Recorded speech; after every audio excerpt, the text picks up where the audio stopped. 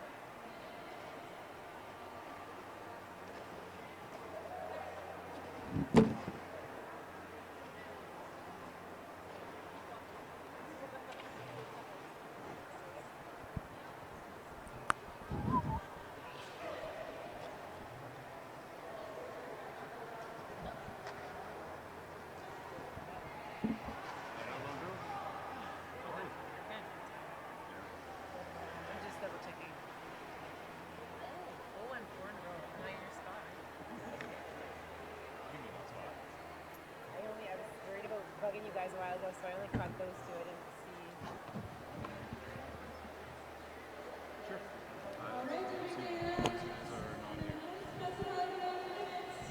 You want to do one team all together? Sure.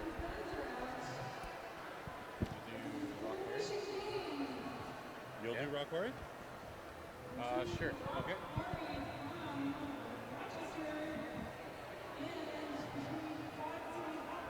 Good afternoon out there in Derby World. Hopefully you've been taking up as much of this tournament as possible. I am Professor Wex. We are back again with Rock Quarry versus Quad City Hot Rods. Just going to do a little rundown of the players for each team. The Rock City Roller Derby from Rochester, New York. Number 129 Little Mammoth unfortunately is not here today, but number 207 Smother Superior is. Number 2150 Fifi. Number 26 Ram Page is not here. Number 28 Purple Rain. Number 3226 Fifth Element. Number 369 Bang She Fine is also not present for Rock Quarry. Number 5 Pythagorean Saurus Rex, or P-Rex. Thanks for the abbreviation. That's awesome. Number 5-1 Gremlin. Number 6-4 Savage Patch Kid, which is a great name back from the early 80s, I believe. Number 703 PF Bangs. And on the bench we have Took Chop and Bambi. I'm Trouble T, joining you again here on the live stream. Calling out now for the Quad City Hot Rods, who are 1-1, and both teams facing elimination in this bout. Quad City Hot Rods made up of skaters from Belleville Bombshells, Northumberland Roller Girls, Lindsay Roller Derby, GTA Roller Girls, and the Peterborough Derby Dames. We've got 007 Justice Prevails, Number 010, Blue Brawls. 101, Nukem Nick. 1111, Gumavila. 201, is not here. Number 222, Tempe Tantrum. Number 2313, Gam Bullet. Number 43, Vanna Helsing. Number 5, Cricket. Number 79, Ruby Menace. And number 7734, The Body. Coaching staff is Bossy Boots and Jaxalotopus Blue. So Quad City Hot Rods we've already seen twice here in the bubble. 1-1, absolutely dominated in their first game against the Thicket from Forest City Roller Derby. But they did lose after that to Ladies of Pain. It was a very close first half in that bout, and then Ladies of Pain ran right over Quad City. So we'll see what they come up with in this elimination bout against Rock Quarry. That's true. Quad City Hot Rods also is a conglomerate of a bunch of leagues around. They come at you from Belleville Bombshells, Northumberland RollerGirls, Lindsay Roller Derby, GTA RollerGirls, and Peterborough Roller Derby. All the skaters are taken to the track now. We're getting ready to kick this thing off. This is a 20-minute bout, as they all are in this tournament. We're getting ready for the kickoff. And they are ready to roll. There, a quick lead jam from Rock Quarry, number 207, is Smother Superior. That's a very, very quick jam. Got lead in the first couple of seconds before turn one and is already on scoring pass and scoring some points for her team. I did see Cricket, number 5, who is back on from Quad City after being ejected in her last game for picking up too many penalties. Dodged a huge block that came at her from PF Bangs. That's true, and a little bit of a late call-off from Smother Superior. She scored 3 points. I can't quite see. Okay, so... yeah, Quad City scored 3 points, and Rock Quarry scored 2. So unfortunately, a bit of a slow 3-3. I apologize. A little bit of a slow call off from the Rock Quarry jammer. That might come to bite them in the ass later in this game. We'll see what happens going forward. And for those of you viewing on the live stream, no names on the backs of the jerseys from Rock Quarry, so we'll do our best to keep you informed here. Jamming right now is 2150. That's Fifi. Fifi has broken out way ahead of Vanna Helsing, who is jamming, takes a hard hit. We've seen her take a couple of serious bumps earlier in the day as well. So we'll see how long Vanna can take this level of punishment. Each time, except for once, she's gotten right back up and back on the skates. It's true. Quad City Hot Rods have done a few games in quick, rapid succession here today. So essentially, they're almost playing a full bout in about the same amount of time as you would at a regular bout. So it'll be interesting to see if their team's stamina and endurance can pull through here to bring themselves a win. We see Fifi calling off the jam there, trying to prevent too much scoring from Quad City. So that's 3 points for Rock Quarry in that last jam, and they're ahead 6-3. You're right. Most of the games earlier today, I did notice that a lot of the jammers were taking more penalties than they currently are. I think as this tournament's worn on, the jammers have gotten a little of the bugs out and aren't as nervous when they're jamming, and they're not taking those really awkward non-smart penalties. And Rex, we've mentioned it before, the whole spirit of this competition is the fresh skaters, the new skaters. There's a lot of learning to do here. And just as you mentioned, penalties, we see Gamble picking up a penalty. She's had some serious trouble. It is in Smother Superior with lead jam and already in scoring position from her team. And Rock City setting their offense. Oh, nice huge hit from Cricket. Out, big hit from Cricket, slowing down Smother Superior's points progression. And you can see Smother Superior using hand signals to communicate with her blockers. However, there's Cricket knocking her down again. Seems as though Quad City is doing a good enough job defensively to quash their strategies, at least in this early going. Yeah, it is. Rock Quarry calling off the jam before the Quad City Hot Rods jammer can exit the penalty box, just to give them a little bit of an advantage on this next jam coming up. They will start this jam with the only jammer on the track. It is unfortunate that we can't see what numbers from our vantage point, so we can't quite tell what jammer it is from Rock Quarry, but once we do find out, we'll let you know as soon as possible. So, and it is Gam Bullet who is jamming for, that is Fifi jamming for Rock Quarry. That's and right. it is Gambullet who is serving a penalty.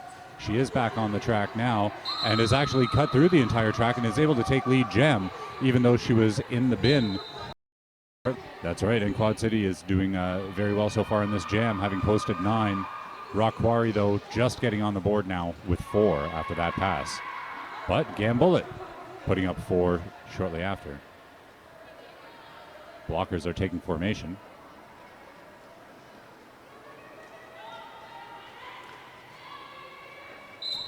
And Gambullet is able to get right through the blockers. Fifi made a nice move to get through as well, but picked up a penalty. Oh, no. Unfortunately, Fifi picks up a forearm penalty, exiting that last pass for some points. Gambullet now on the track for the last 30 seconds of the jam on a power jam. There is no lead jam. Oh, actually, no, sorry. Gambullet is lead jammer, so she still has control. They can ice this jammer in the penalty box if they want to start the next jam on the penalty power jam. I think if I was in the box, I would be asking for that. Oh, no. Gambullet goes down hard, covering her face. Looks like she might have gotten an elbow pad right in the mouth. Yeah. She is in pain. It was unfortunate. In a contact sport like this, injuries do happen. It did look like Gambullet may have skated into the blocker.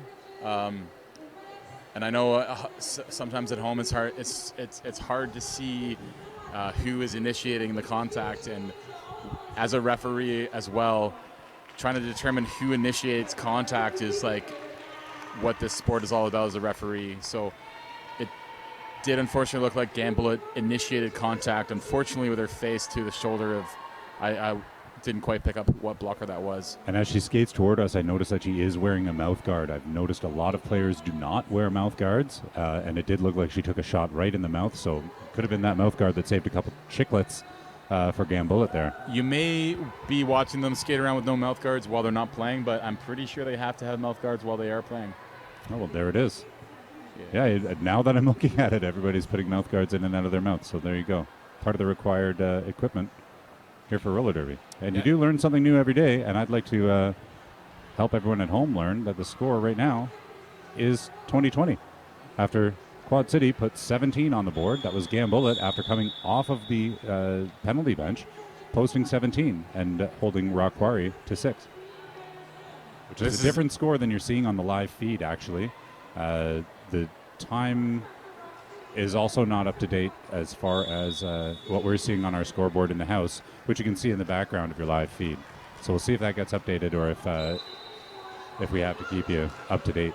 Yeah, everyone at home, unfortunately, when technology is involved, sometimes things don't work as well as we want them to.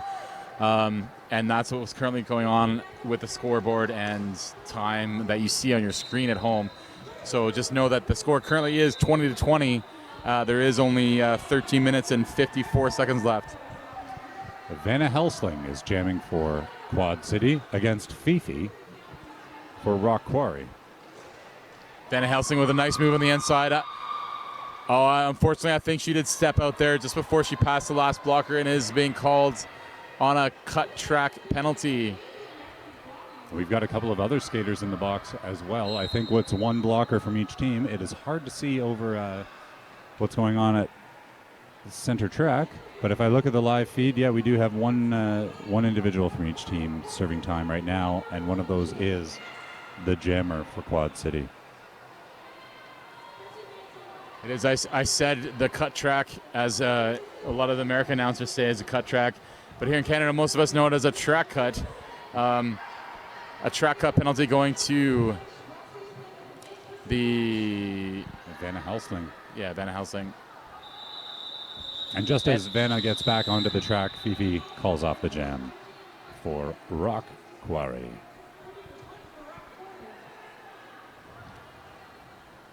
It's a 10-point game. Rock Quarry scored 10 points on that jam, and that is our differential right now.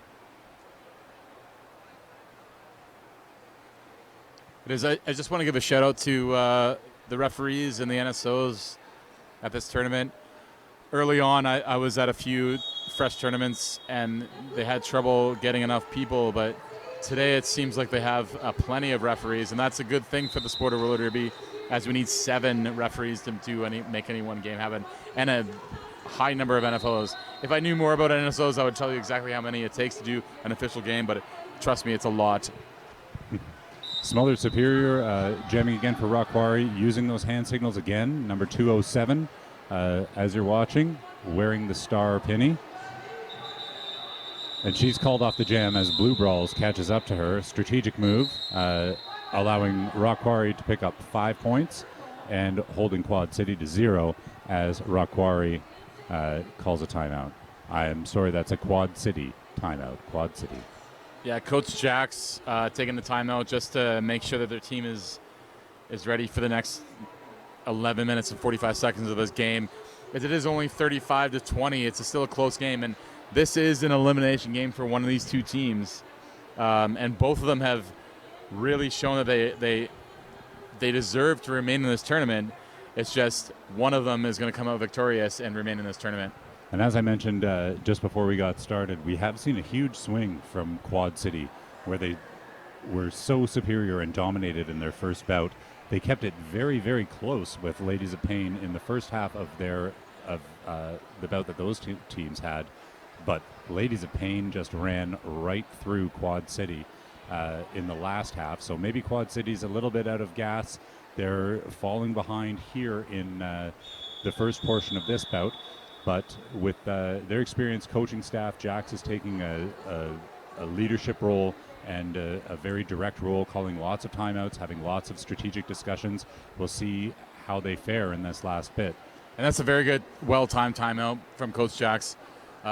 Sometimes timeouts called by coaches aren't given enough credit. They need to be called at the appropriate time, and that was the perfect timing to do it, just to make sure that your team is ready for the next again, almost 12 minutes of this game. Quad City Hot Rods have had a tough way through. I know they ran over the first team, the Thickets. They were in tough with Our Ladies of Pain from Royal City. I fortunately I coach in Royal City, so I understand the training that happens there. They're a very, very tough team. It was their first game this tournament, and I know they had a bit of trouble in the first 10 minutes of that 20-minute game. But they kind of got their wheels behind them and took it to Quad City Hot Rods. But this Rock City Quarry team is the first time I've seen them today from Rochester, New York, Rock City Roller Derby. They look really, really strong. They look prepared for this tournament. They look like they're well coached as well.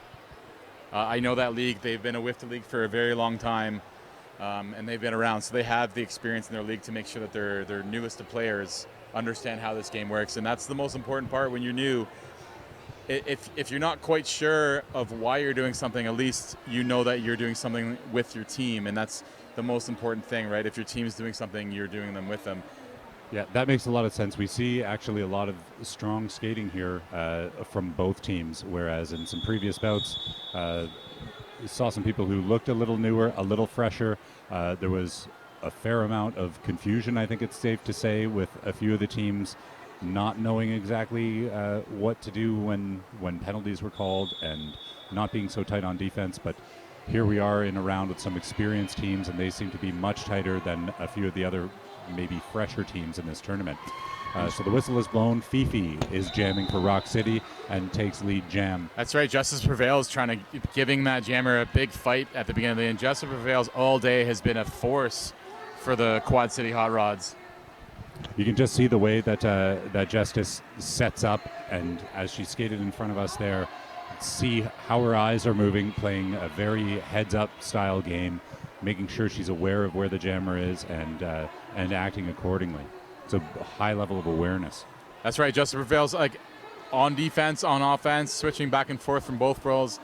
If you know that and you're this new at roller derby, you're going to have a very good career ahead of you.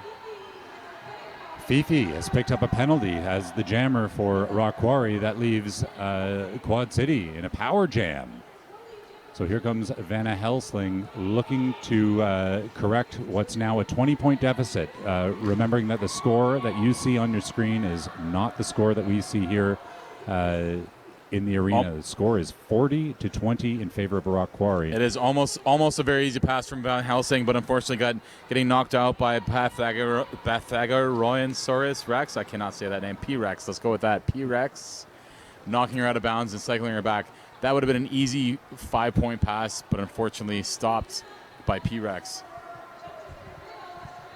And Vanna again tries to cut to the inside, but we see Rock Quarry's number 703, that's PF Bangs, had her eyes all over Vanna, read the move and bumped her to the inside. Vanna once again sent to the back of the pack. That's right. It looks like Rochester's defense is what's holding through here. Unfortunately, someone going down a little hard. Vanna Helsing going down a little hard, calling off this jam to make sure that that she's okay. And as we mentioned before, she took a few hard hits, jamming in earlier bouts. So it's only a matter of time before that catches up with you in an all-day tournament. We're just past the halfway point. The score on our board is 45-20. Vanna Helsing getting checked out by EMS. They're already acquainted after a couple of earlier hits. Yeah, so we'll see how they might influence where she ends up today, as she's gone down a few times and has needed attention. Always back up quickly. Haven't seen any ill effects, but time will tell how long she can take the punishment that she's received. Yeah, and I know at home there's been a number of stoppages due to potential injuries, but if you haven't played a contact sport before, which many of these skaters may not have, it is a new experience, and that happens especially at this tournament, the Too Fresh tournament that the GTA RollerGirls put on every year. It is a new experience sometimes that they get, and that's not saying Vanna Helsing may very well have experience that I don't know about, but I do know that many of the players may not have played contact sports because unfortunately for women of the world there isn't many contact sports out there. There's rugby, there's a bit of contact in field hockey. There isn't even contact at women's Olympic hockey. So this is one of the only sports where women can play and be tough and be hard and just be what. Yeah, this is full contact. I see Vanna is up. She's skated over to the bench, but she's on the bench now, away from the rest of her team. We'll see if she just takes a breather. The referees are reviewing exactly what happened. Coach Jax is out there on behalf of the Hot Rods, making a bit of an elbowing, a bit of an elbowing forearm motion. Rock City's coach is going to come out and hear what's what. We'll see if the call on the track is reversed at all. There was actually no call on the track, from what I recall, but we'll see if there's a penalty dictated out of this. It's true, and often a good hit happens and someone is potentially injured, and it is clean. And when someone gets injured from a clean hit, it is unfortunate, but that again is what contact sports is about, and competitive sports like this. Right. Sometimes someone will hit you very well and very clean, and it's going to hurt, or you're going to get injured from it. That's the sport. It's absolutely right, Professor Rex. We're playing on concrete here: knee pads, elbow pads, a helmet, and a mouth guard, but nothing on the hips. You can still hit your helmet on the concrete and suffer some ill effects and get dazed, but skaters carry on as best they can. Vanna's sitting down on the bench right now, and we hope to see her back out on the track again. In the meantime, it's Smother Superior jamming again for Rock City, and she is out in front at the moment. Oh no, I think Cricket went to the penalty box. It looks like a cutting penalty to Cricket. Oh no, and Quad City missed their defensive responsibilities on the inside line, and Smother Superior got an easy 5-point pass to start. Thankfully, because there's only one blocker on the track for Rock Quarry, getting a second scoring pass for 4 points this time, because the Rock City Hot Rods jamper is on the track again. Yeah, not sure what happened there. She certainly didn't serve a full penalty, so there was some confusion on the track and on our behalf, where Cricket went from the inside of the track all the way to the outside and skated to the penalty bench, and within seconds was back out on the track. So can't honestly tell you exactly what happened there, but it looked like that was not a penalty. I didn't see it either, but sometimes referees will make a signal and the player may think that they're getting called on a penalty but have not, so they skate off or to the penalty box. and the referee has to call them back on the track. That does happen at pretty much almost all levels of play, all the way through up until you get to like the top 40. Really, I never really see it up there, but it does happen because there's a lot of communication that goes on between players on the track, referees on the track, coaches from the bench, NSOs as well. There's so much communication that needs to happen in this game to make it work properly. That's right. We've seen it swing the other way as well, where a player does not pick up that they're getting called for a penalty, and if you don't skate off track and get to the penalty bench, you get an additional penalty and serve double time. So communication really is key, and the awareness, especially for newer skaters like this, is a huge hurdle to overcome when you're starting out in this sport.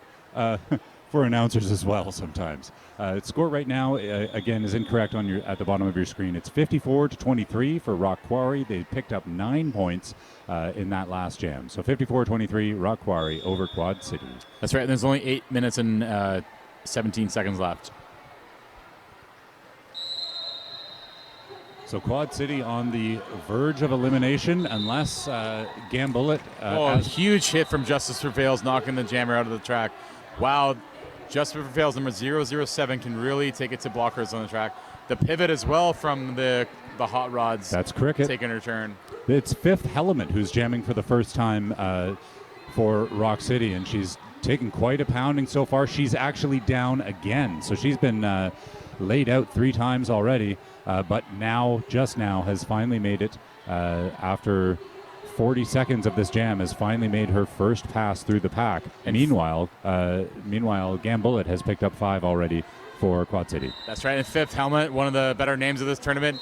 If you haven't seen it, I don't know what you've been doing for the last 12 years, because it's on TV every year, twice a year.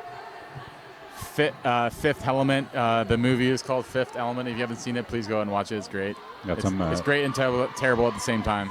Good Bruce Willis action. In the meantime, Gambullet has passed through the pack again, picked up another 5 points. So Quad City is taking advantage of what they now have, which is Power Jam.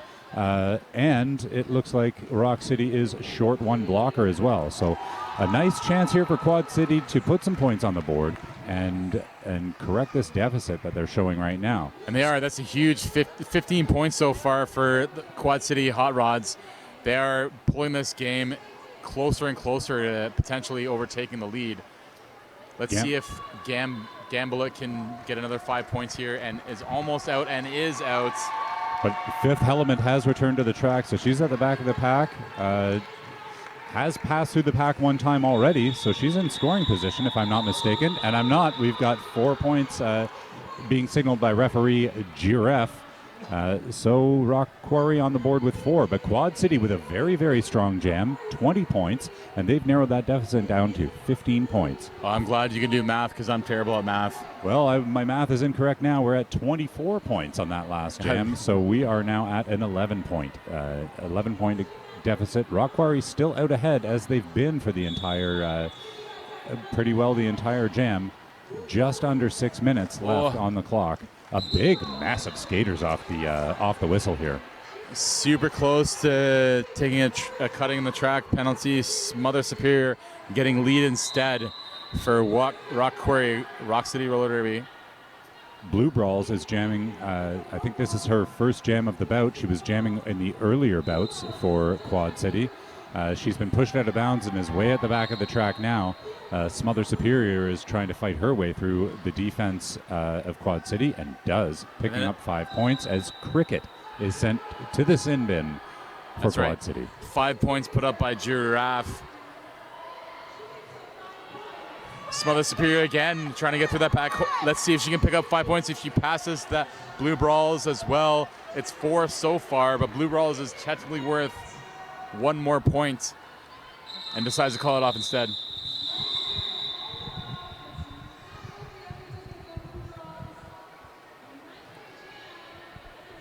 Blue Brawls heads back to the bench, looking pretty gassed at the end of that. At the end of that jam, she was not moving so quickly. Again, Quad City has skated an entire game more than Rock Quarry. You mentioned earlier, Professor Rex, whether their stamina could hang on. And as I look over at the bench, Vanna Helsling is still sitting off the track.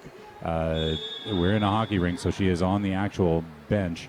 I'd be surprised if we see her again before the end of the bout.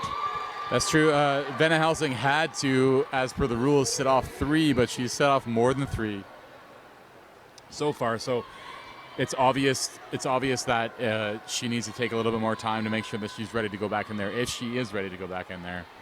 Gambullet jamming. It takes lead jam, rips through the pack, posts some points, and calls off the jam. A lot of information for everyone to digest at home, but it all did happen very quickly as Gambullet picked up 4 points for Quad City, narrowing that deficit, and calls off the jam. Yeah, really smart call off. Really smart timeout from Coach Jax, stopping that clock. If you aren't sure at home, roller derby time doesn't stop unless there is an actual stoppage from the officials, the teams, or if a team takes an official review to try and ask for something that the referees may not have seen. So stopping that clock when you're down is a super important thing to do. As I think, if my math is correct, Quad City Hot Rods are down by 16 points, and there's 3 minutes and 49 seconds left on the clock. Technically speaking, Quad City has an official review they can use as a timeout or an official review, so they can still stop the clock one more time if need be. It'll be interesting to see if that comes into play later on today. And the tech team from Layer 9, who's helping us with the web streaming broadcast, not helping us, they're doing it. They're doing the entire web stream broadcast, and they've gotten the score back up on your screen. It is the correct score, and it is the correct time now after having been incorrect and having been down. So there are just under 4 minutes left to play. A tight one as we approach the end of this. We see some smiles on the jam line from Rock City. And we'll see how this one pans out. They have by no means run away with this one or locked it up yet. Smother Superior is jamming, but Cricket picks up a penalty as the jammer for Quad City. Not the time to pick up a penalty, not the time to give away a power jam, especially with Smother Superior, who's been one of the more effective jammers on the track today. It is. I couldn't see what hand signal the referee gave the jammer. But definitely it was a penalty. Smother Superior now in control of this jam, up by 21 points. Trying to put more on the board now, and does put another 5 points for a total of 10 in this jam so far, pulling Rock Quarry ahead of Quad City Hot Rods 77-51. Quad City's blockers are just trying to get organized, and they don't take a very solid formation before Smother Superior comes crashing through, sends Tempe Tantrum out of bounds, picks up another 5 without much trouble at all. A big jam late in the game. This could be Rock Quarry putting the nail in the casket for this one again through the pack. Wow, 20 points so far. What a great way to close this one out for Smother Superior. It is. This is a huge jam for Rock Quarry. It looks like they may have pulled too far away from Quad City Hot Rods. I don't want to give it away too much. It definitely still could turn the other way, but Quad City Hot Rods is definitely going to have to pull something out of their hat to make this game turn in their favor. Well, I've got to say, it's I'm just about ready to call this one. It looks like Quad City is going to be packing their bags. There's going to have to be a huge swing in order for this to happen. And I see Jack signaling for a request for an official review after Rock Quarry puts up a 25-point jam late in this game. And again, as a coach myself, calling an official review here, even if you have nothing to talk about, is exactly what you need to do to stop that clock when you're losing a game. Your team just needs to have the clock stop so they have as much time as they can to do what they can. And 92-51, I know at home you're thinking there's no way Quad City Hot Rods can come back, but I've seen more interesting things happen in my 8 years of roller derby than someone coming back from this deficit. It definitely can happen. 41 points. You could do it in 2 jams. We've seen many 20-plus point jams, but time is not on the side of Quad City. With only 1:48 left on the clock, they may only get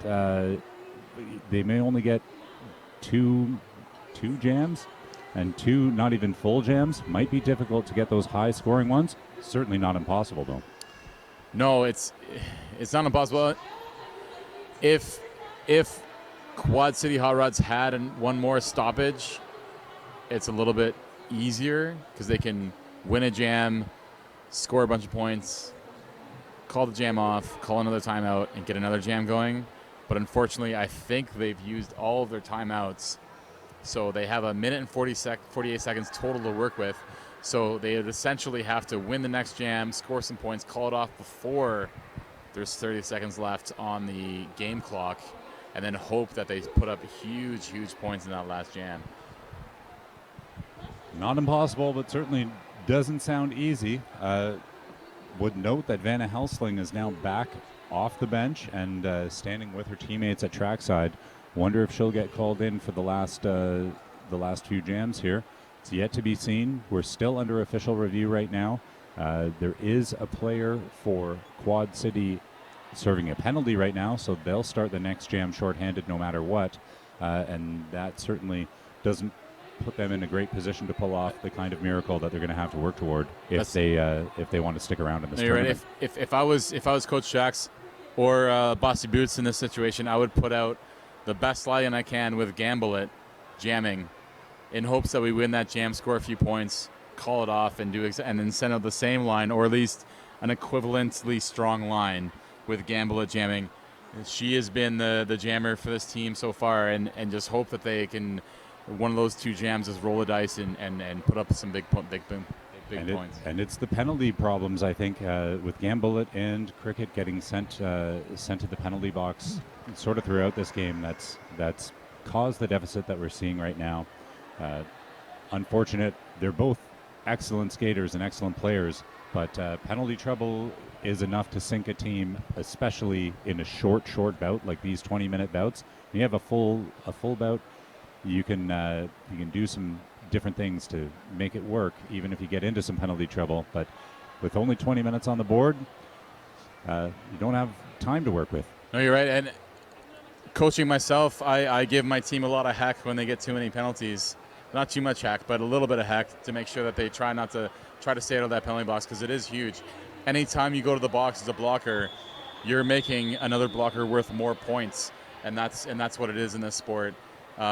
Going to the penalty box isn't, unless your penalty has specifically gotten the jammer free for lead jammer, or has gotten her out for that full point pass, it is usually not worth going to the penalty box. Yeah, it's all about discipline. As we were mentioning that, we just saw Cricket skate by with an official out of the track area. It looks like she has gone for the remainder of the game. 4 penalties and you're out in this tournament. It's true. I can see a big line through one of the numbers on the whiteboard here from across the way. It does look a little blurry, but I think it is scratched out, so she has definitely picked up 4. Normally in a full bout you get 7 penalties, but in these ones you only get 4. So both jammers are pushing hard here to get through, and it ends up being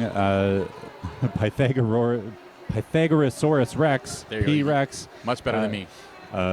It's a first attempt, but Pythagoras Rex breaks through, picks up the lead jam, picks up some points actually for the players who are being calculated as serving penalties.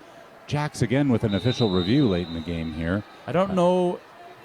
Jax must have won the earlier review, which is quite incredible. I wish I had some microphone in there to see what he asked for and what he won, because there, in no world do you get 2 official reviews in one half. So the only way to get that was that he won the previous one. And if he did, that's quite impressive, because winning a review is like every coach's dream. Yeah, you don't see referees overturning their calls too often in the absence of video replay. Certainly no video replay here. You're at home watching the best video that we've got at the moment. But the officials and the coaching staff certainly don't have that luxury, and we don't have any instant replays at all. So not too sure exactly what went on there. Coach Jax has left the center of the track. Hard to read exactly what's going on. The officials are off trackside having a conference. Rock City's official, you can see to the right of your screen, is standing with their captain, just waiting to hear what the decision is under this official review. But here we are. We've only burned 30 seconds off the clock from that last jam. So 1:16 left. No points right now on the board for either team in that very short jam. But time's certainly not on the side of Quad City, down by 41. It isn't, but Jax has done everything he can for his team, making all the penalties or all the timeouts happen that they need to stop these clocks in order for his team to have enough time to try and bring this game back in their favor. So hopefully the Quad City Hot Rods can like take this jam and run with it. I know this deficit now with 1:16. I know before I was saying is a bit difficult.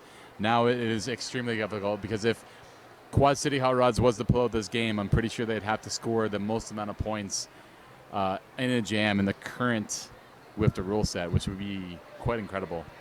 Happy to note, you'll see on your screen with the purple and white bonnet, that is Vanna Helsling. She's back on the track, so the injury not too serious. She did sit out. She did take a little extra time beyond the mandated time, but she's back out on the track.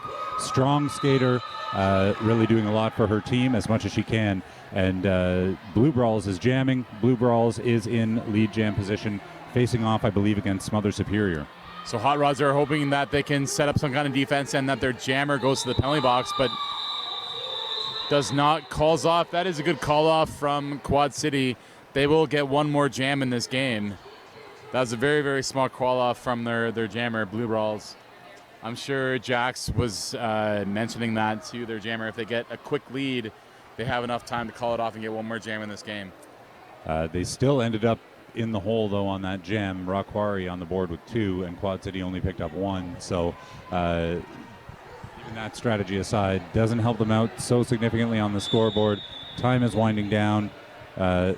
30 seconds, or sorry, looks like only 15 seconds left on the clock. So looks like this will be the final jam unless it gets called off right away. It is 2-0 Smother Superior, the jammer of note for this game. For Quad City, unfortunately. That's unfortunate. Quad City was a very, very strong team. A very strong team, and it's really worth noting, we've done it a couple of times, that they come from different leagues.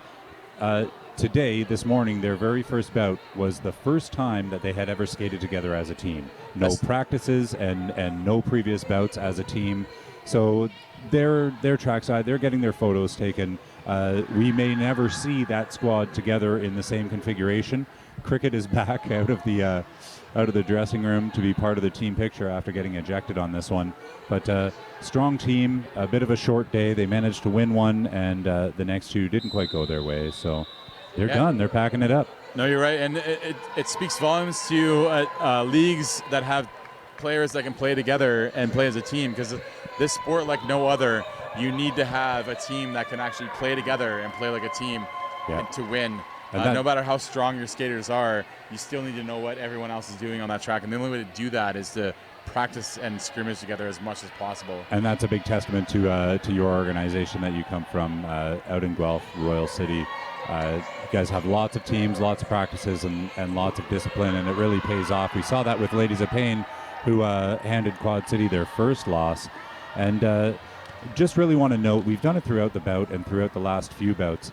Coach Jack's a huge influence on getting a team from different leagues organized and leading them, making sure that they all knew what they needed to do. We saw really, really smart official reviews at the end. You noted how difficult it is to win one of those, and it looks like he did. So Coach Jack's, I think, just from an organizational standpoint, really put this team ahead. Oh yeah, he did everything he could for his team, and that's exactly what you need in a coach is to make sure that you give your team the time that they need to try and bring the game back in their favor. And like when I see that, I have nothing but respect for that, because I coach myself, and to have the presence of mind to keep your team's mental state in check and physical well-being in check, and to watch the game and to make sure that the referees are reffing the game properly. And if you see something, to be able to call timeout and overturn something is really, really quite impressive. And big props to Coach Jax and the Quad City Hot Rods, as well as the Rock Quarry Rock City Roller Derby for coming out all the way from the United States, Rochester, New York. That's right. It's for people might think once you come from the U.S. it might be a long trip, but it's only about a 4.5 hour drive for those people. It's still crossing the border and coming up to Canada. That's awesome for everyone, and it's a great experience. Yeah, you're right. I am Absolutely right. Professor Rex. I'm Trouble T. 98-52 was your final score, and Quad City heading home. Rock City lives to fight another bout. That's true, and you won't have to hear my voice at home anymore. I get to go and have some food after I've had a few beers. So hopefully I'll see you back soon. There is a game coming up shortly between, it looks like, the Durham Region Roller Derby Dirty Farmers and Ann Lansing Dixons. Ann Lansing Dixons from Ann Arbor and Lansing, Michigan. Signing off. Good call. I didn't pick that up. Didn't connect it.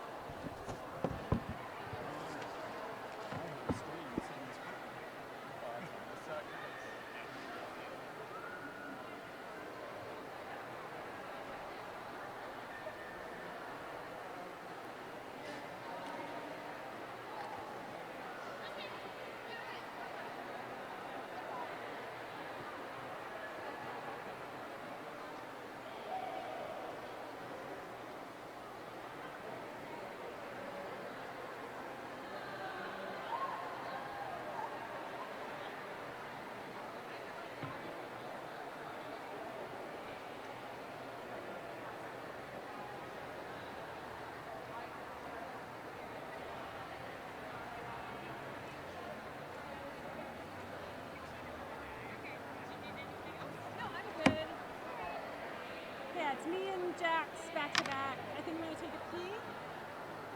And this is... Okay, do you need anything?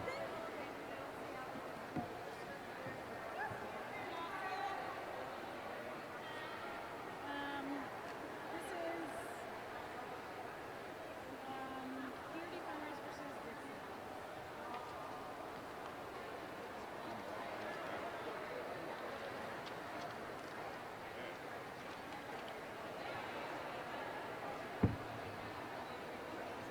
When are we starting this game? I don't know. It should be 240, but we're behind, right? I don't know how far behind we are.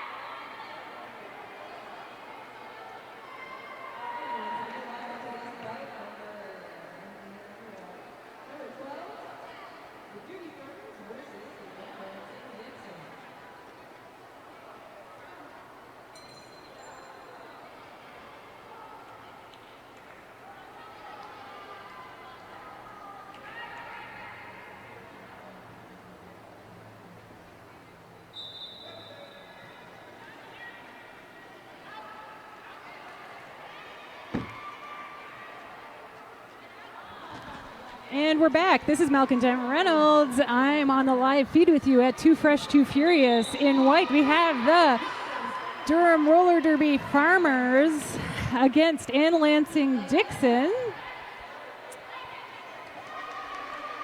The first jam, your lead jammer is Ms. Hyde, Duchess of Carnage. Gets 2 points. So Dixons are first on the board with 4 points against the Farmers 2. The Farmers are from Durham region. Think of Durham region like Oshawa, that sort of thing. And the Dixons are an amalgam of 2 leagues, Linson Derby Vixens and Ann Arbor Derby Dames.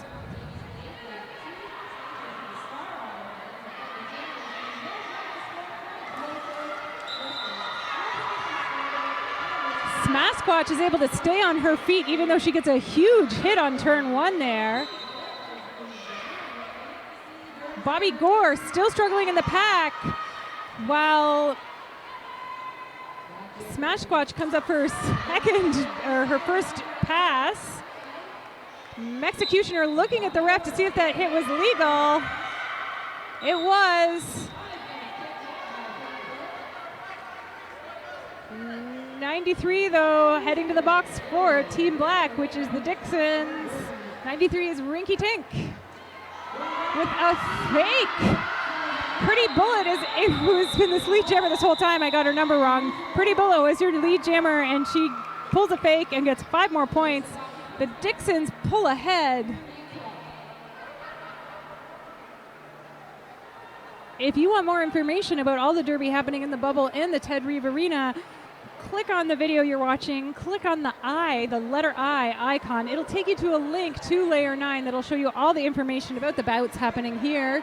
We've got a full house of Derby fans ready to see the future of Derby take to the track with the freshest and the most, they want it the most.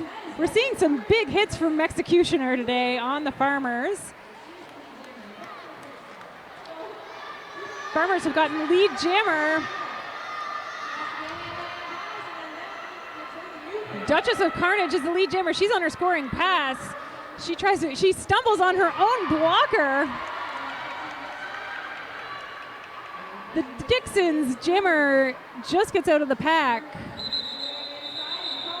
Dixon's jammer is Infliction Vixen or Flick. She's not able to score any points, whereas the Farmers are able to score 4 points. The score is now 6-14 for the Dixons. On the mic with me now is Jaxolotopus Blue. He just came from coaching last bout. Well, yes, that was my last game coaching for the day. You're all done? We're all done, yeah. That was Quad our second City loss. Hot Rods. Quad City Hot Rods. I give them a lot of credit. We won our first game. Mm-hmm. You won your first game by a big margin. By a big margin, right. Yeah. And this was a team made up from skaters from 6 different leagues, 10 skaters from 6 different leagues. You had such a short bench and so many leagugues. And they never practiced together. And it really looked like on the track like they've been skating a very long time together. Absolutely. That's the future of our sport. I mean, when you can look at some of these teams and see the skill level of some of these skaters coming into a tournament like the Fresh and the Furious, this is the future of our sport, and the future's bright. Exactly, and I'm just impressed with how far folks have traveled to this tournament. The Ann Lansing Dixons, an amalgam of 2 teams coming all the way from Michigan. Folks coming down the 401 from Durham region to play today in the beaches in Toronto. What's happening now? I think an official review. GM timer is not signaling it yet. And no, nobody seems to be signaling anything at this point. It's okay. It's a new tournament, not just for skaters, but it's also a chance for NSOs. We have a couple new announcers and refs to get on their feet to learn about Derby. So honestly, we're really thankful that people join Derby because we're all volunteers. None of us get paid. That's true. Pay to be here. We do pay to be here. Yeah. So for any of you listening to this stream right now, if you'd like to sponsor some roller derby in your local area, if you have a business and you'd like to get in there and And help us out. Advertise. Yeah. We'll advertise for you at our games. We're very open in roller derby to sponsorship. And shout out to our sponsors today, Smid Construction, CBS Certified Building Systems, Magnum Fire Protection, the Ingerv Group, Mayflower Landscaping, Mill Street Brewery, RollerGirl.ca, and Spectrum One, our medics. And whistle. And a great big thank you and kudos to GTA RollerGirls. GTA RollerGirls for hosting this tournament every year. This has become a rite of passage for fresh skaters and for fresh referees, NSOs, and announcers as well. And we are back into action. Durham has been fielding Duchess of Carnage again and again, and she has not had a great record at getting lead jam. I think she's gotten it. This is her second time, and she's jammed maybe 4 out of the 5 jams. And this is Duchess of Carnage, again, very new. She was actually a nice hit on the jammer to get lead jammer status, to eliminate the jammer just now, the opposing jammer. Mm-hmm.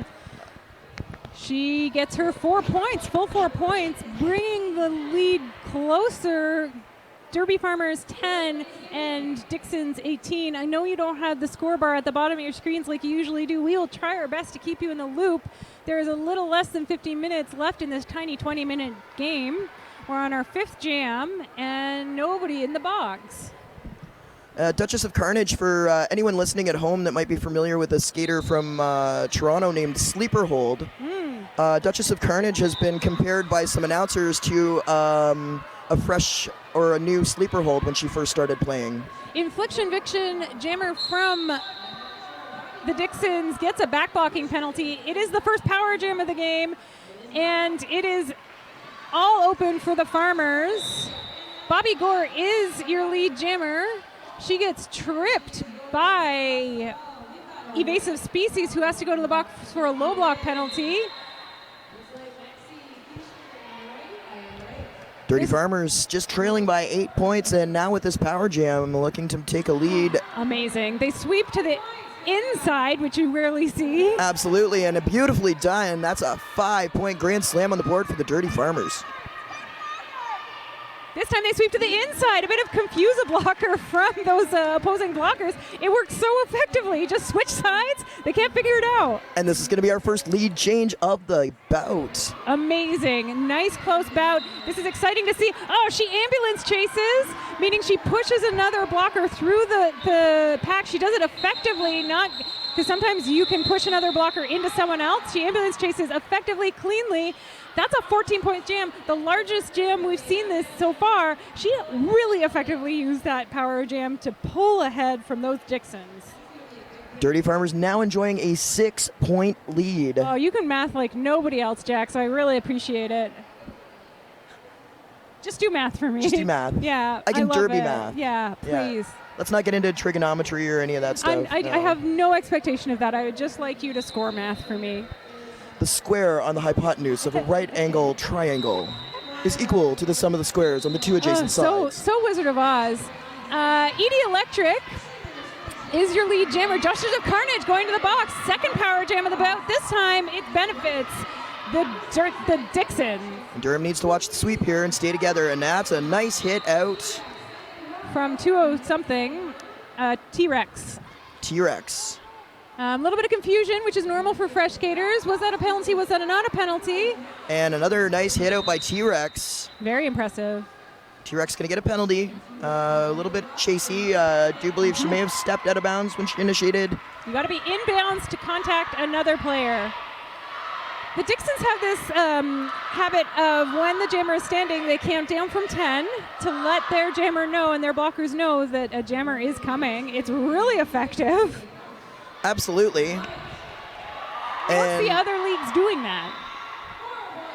People getting run over in that pack. I love when tall people jam. I love Duchess of Carnage's height. Right, absolutely. I'm from a very small league. Although tiny. being lower, yeah. I find with the tall skaters, the tall skaters tend to be up high, and they need to lower their center of gravity. You didn't see it on your screens. It was just off to the left. Duchess of Carnage stumbled a little bit there. Watching her ankle move was very scary for me as she tried to come to a stop. This floor is extremely sticky, and fresh skaters quite often don't have a lot of experience on different floors, and it takes a long time to adapt to different floors. You have to be a very veteran skater to kind of roll with the floor. Absolutely. Roll. Get it? Roll. I see what you did there. This floor is better in this arena. A couple of years ago, we had sport court floor in the bubble here, and it was a terrible floor to skate on. So this is an improvement by a long shot. I see the sport court in the corner there, and I'm like, Satan, stay where you are. Absolutely. I never want a sport court. And I remember I try to integrate that Gotham, the best league in the world, skates on a very rough sport court that's very lumpy, but I just can't help myself to hate sport court. Pretty Bullet is your lead jammer from the Dixons. Now this is a point in time where these fresh skaters need to try and help their jammer get through. And there we go, a little bit of a sweep to the inside. Effin Lucifer's trying to help her number 333, Half Beast. Get it? 666. Half Beast, 333. Yeah. Clever. I'm so There are clever. so many clever people in Derby. Pretty Bullet on the inside gets that natural Grand Slam, meaning she passes the jammer while she is on the track. Very difficult to do.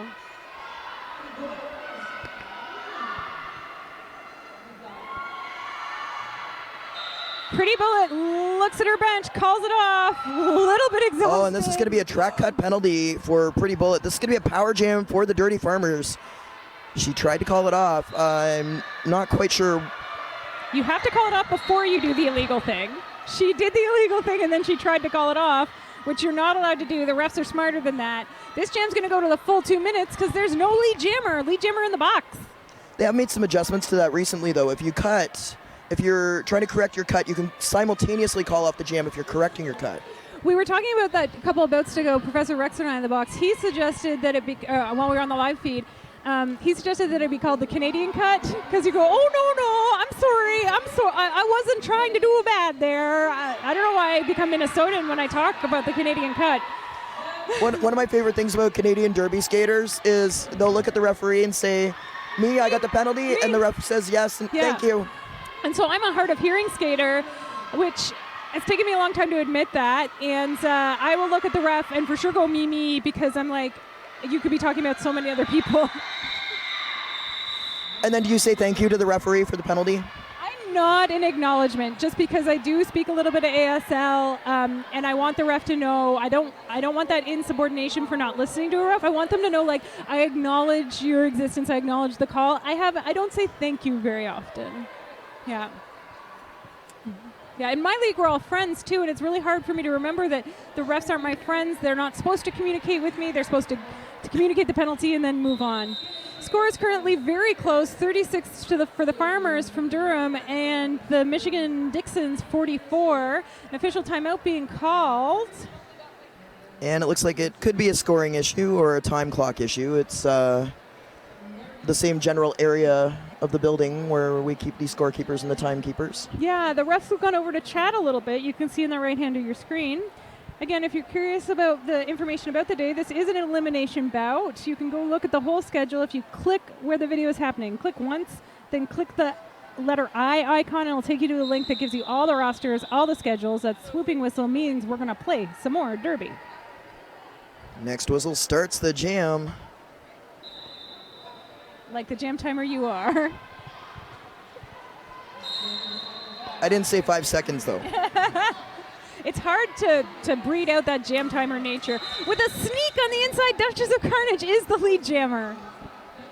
And the jammer for Michigan better watch. She's got some equipment issues.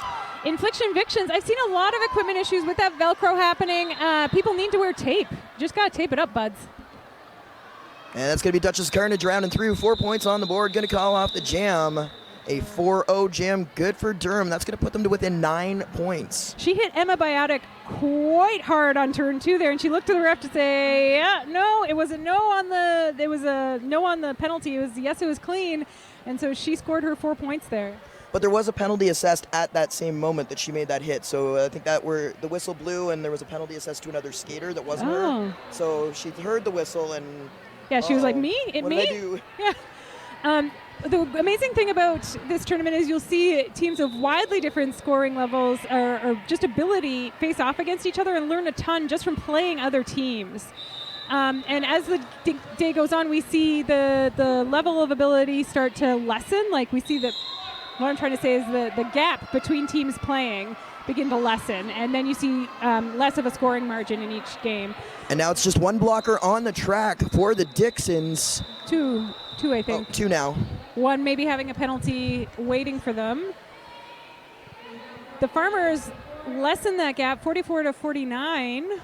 They're coming back. Absolutely, and they will be starting with a 4-2 pack advantage to go into this next jam. Let's hope that they can capitalize that, and maybe we'll see another lead change coming up. From what I can see, Dutch is back on the track. They got the tall jammers. Even Bobby Gore is quite tall from the Farmers, and the Dixons got the small jammers.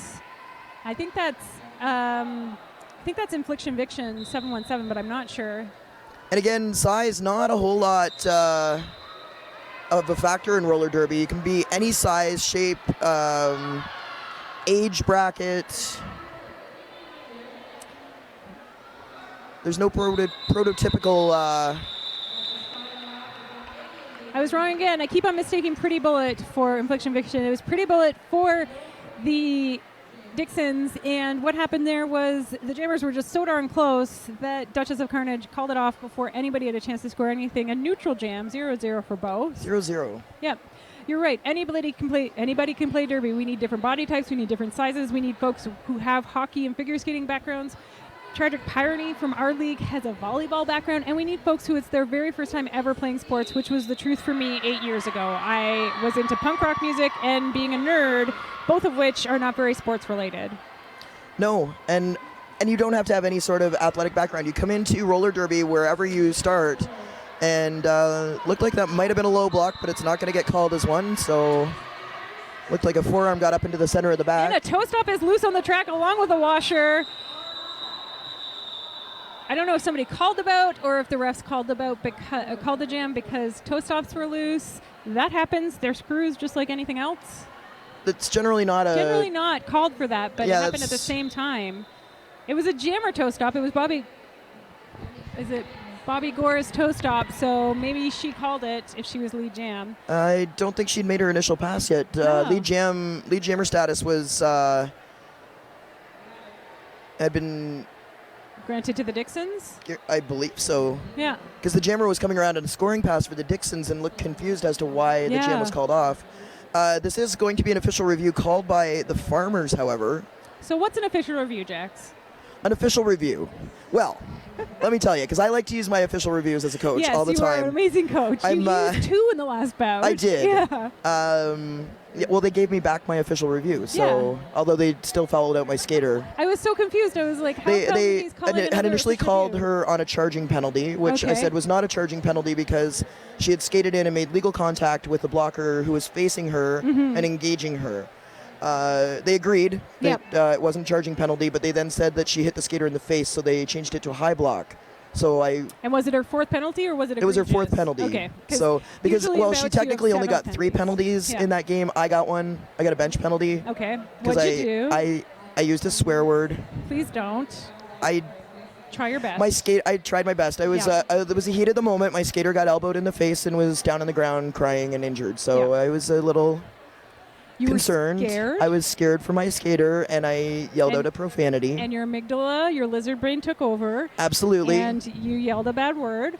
That's right. Because refs and NSOs are volunteers, we really try our best not to break that rule of swearing to the refs. Absolutely. You did a bad. I did a bad, and I didn't. It wasn't that it was just a blanket statement. It wasn't directed at any particular ref. Yep. I didn't even realize I said it until I was told that I did, and yes, so I took my lumps. Well, my captain took the lumps for me. And that was Cricket. That was Cricket, yes. She took the lumps for you. Absolutely. And you'll try better in the future. Absolutely. That's the first time I've ever done that. And the last. As a coach. And the last. So an official review is when a coach. When the coach sees something happening on the track that they didn't like, either their player got penalized and they didn't agree with the penalty call, or they feel that the opposing team should have been penalized for something and they weren't. you can call an official review. I like to save my official reviews and use them if it's going to result in us getting a power jam. Yeah. Or in the case of... Little leapfrog there from Duchess of Carnage, leaping over her own player. Amazing. Big hits from the Dixons. Duchess of Carnage calls it off before Dixons are able to get any points on the board, but you're right. Official reviews are best held until you can make a jammer review. Exactly. If it's going to result in the opposing jammer going to the penalty box and we're going to get a power jam out of it, that's my favorite time to use them. They gave me back that one, so I used it. There was only a minute and a half left in the game to get my blocker out of the box. And in these teeny tiny games, usually you get one per period, and we play half-hour periods, 2 half-hour periods. But these teeny tiny 20-minute games, you get one, and if you get it back, you get one more. And this is going to be another power jam for the Farmers, who only trail by 4 points. Oh my goodness, this game is getting exciting. Just about 3.5 minutes remaining. And penalty trouble. Parade to the penalty box. There is one blocker left, and she is Genergy. Oh, man, look at those Farmers just surround her to make it easier for their Bobby Gore to get through. She does easily. Pass one, pick up 5 points. That's going to be a lead change. Slowly moving pack. 50-49 for those Farmers. 4-2 pack advantage for the Farmers. 3 minutes on the clock. Oh, man. Farmers now with a 1-point lead, still in the power jam. Oh, power jam has ended. Initial pass made by the Dixons. Pretty bullet. Jam is called off by Bobby Gore before the Dixons have a chance to score. Lead change. My heart is beating. I'm sitting down, which I don't like to do while I announce, but my heart is just beating. You don't get to see exciting close derby like this. No, this is fantastic. High-level play. For you at home, it is 49 for the Dixons, 54 for the Dirty Farmers. Clock is now stopped at 2 minutes and 43 seconds. Oh, my goodness. Don't go and get yourself another beverage at this point in time. Sit down. Keep an eye on the feed, because this is some unmissable derby right here. I have to point out, you guys can't see it at home. There is a huge, fulsome bench for the Dixons, whereas the Farmers have like 8. They have 8 skaters. 8. So that means lots of people have to double out because you got 5 people on the track at a time. Absolutely. So fantastic showing by the Dirty Farmers with just 8 skaters against a pretty full bench for the Dixons. Yeah, and that's incredible, and that speaks a lot to these fresh meat programs where you're able to have the endurance really up there. Because I've been playing derby 8 years. I've just started playing one jam on, one off, and I really noticed that I had to get my endurance up to be able to play that. I used to play one jam on, 2 jams off. Yeah. Well, tell us some more stuff. Well, I'm going to go through our vendors today because a lot of our vendors can be accessed online. So you people at home listening and watching us today, or that are going to check out this stream after it becomes available online, Rumble and Rage, Neon Skates, Monster Muffin, The Bite Me Boutique, Ass Kicker Inc., Gentle Force Jewelry, and Derby Rebel Boutique. Hit up these wonderful companies online that support roller derby, and please support roller derby. Less than 3 minutes. Lead jammer status, Duchess of Carnage. Issa is the not lead jammer from Dixons. Getting no help from her team. Duchess of Carnage calls it off. Let's see if she passed the hips of anyone. And we're waiting for a 0. It's going to be a no. But they're holding on to that lead. We've got, as many as 6 jams can happen in 2 minutes. Absolutely. Let's see what happens. The Farmers sitting with one penalty, one timeout. The Dixons have a timeout and an official review. The official review can be used as an extra timeout. We're seeing some farming dancing from the coaches of the Farmers. There's official timeout happening. You can see that your jam timer is putting her hands on her shoulders. That means official timeout. There's a little confusion about who's on the track. I do believe it may have been a skater foul out. T-Rex number 206 is heading to the dressing room. That means she got either an egregious penalty or 4 penalties in a officially sanctioned game, a longer game. I would say it's 4 penalties. I see a line through one of the names. That's generally what they do. And a nice takeout sweep by the Farmers. Duchess of Carnage putting her hand up to say, it me. I keep hitting her out. I keep on moving her back. And some penalties being assessed now. Bobby Gore trying for the outside, doesn't get it. She's got 2 blockers left to deal with. And there's going to be the initial pass by Bobby Gore. Given some trouble by that Dixon blocker, but she stays on her feet. 1, 2, 3 points up on the board, going up on the board for the Dixons. That's going to be all 4. And she's going to call off the jam. That's going to draw the Dixons to within 1 point.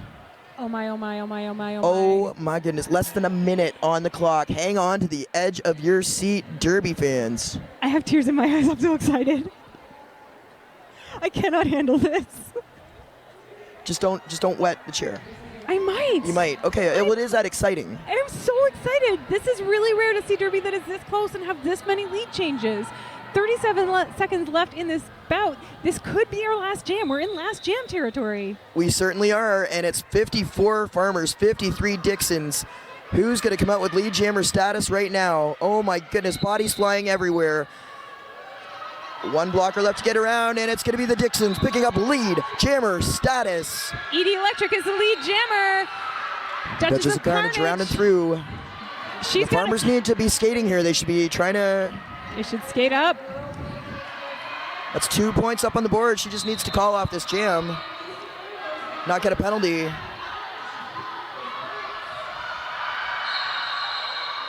And that's going to be at least 3 points up on the board for the Farmers, possibly 4. Did Duchess of Carnage pick up all 4 points? Let's see, though. Duchess was at the back. And Amethyst is out there. She's saying that should be points. There were 2 in the box. That's 4 points. That should be 4 points. It's a tie game. Oh my. It is. Oh my goodness. We're standing up. Jackson. 4-3 jam. This is going into an overtime jam situation. Oh my goodness, Malcontent. What is going on here? This is Beast of the East all over again. This is Beast of the East oh yeah, it was. It was you and I. It was you and I. It was you and I. We have the tie. We bring this. We bring this tie. It's rare to see in Derby at all. It's rare to see in 20-minute games. We will have, if I remember Beast of the East, we're playing Beast of the East rules. It's a full 2-minute jam with no lead jammer. No lead jammer. And anything can happen. Everybody's scoring all the right time. from the start. Yeah, there's no initial pass. It's just score for 2 minutes. No way to call off the jam. Oh boy, oh boy. Okay, we need to take a breath. Let's take a breath. I'm just going to go run over to the house announcer. I want her to know what happens because she's a very new announcer. Oh, she's been around for a bit, though. She might know what happens in a tiny bout? I think so. Okay. You can run over and check with her if you'd like. I don't want to assume she doesn't know, but I'll just go run over and chat with her and leave you to figure out. I know at Beast we had trouble figuring out what to do with the scoreboard, so that might take a little second. Right. Yes. All right, so Malcontent's going to go check in with our house announcer, Breaker Thigh, just to make sure we're all on the same page here so that the fans know what's going on. Derby's not going to start, so if you really need that beverage refreshed, you have about 30 seconds to run to your fridge or run to your washroom. Skaters are not on the track yet. We're still waiting. Our referees are just getting in position.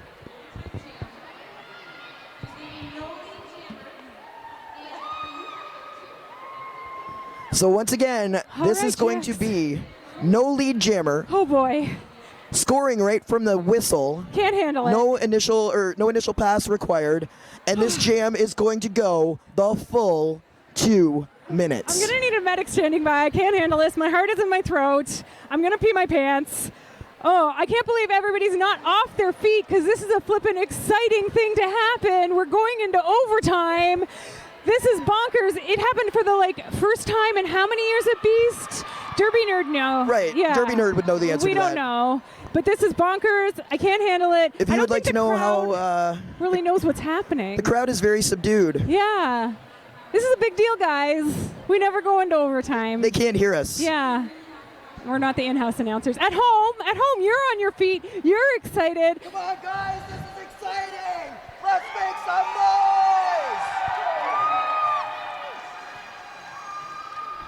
Jack's got them excited. They're of course. Still sitting down. This is better than a palindrome. Oh, this is better than This is a bigger unicorn than a palindrome This is in Derby. two things in one. It's double exciting. It's a tie that leads to overtime. Oh, it's a triple exciting in a tiny bout at a fresh. Right? Yeah. Oh my goodness. The in-house announcer is getting everybody riled up. Again, this is taking some time because it's a little bit of scoreboard magic that can happen. The exact same thing happened at Beasts of the East in April in Montreal, run by Montreal Roller Derby. Took a little time to figure out what are we going to do with the scoreboard. So as soon as they figure that out, how to put a 2-minute jam on the board, we'll play some more Derby. Oh boy, guys. Holy cow. Again, skaters still aren't on the track, so if you are sitting at home and you have to run and pee, now would be a good time. You have do it about quick. 2 minutes. Yeah. Do it quick. Do it quick. I don't know what to say. I've lost all my nouns. Words. English is hard. English Words is hard. Words are hard. Words is hard.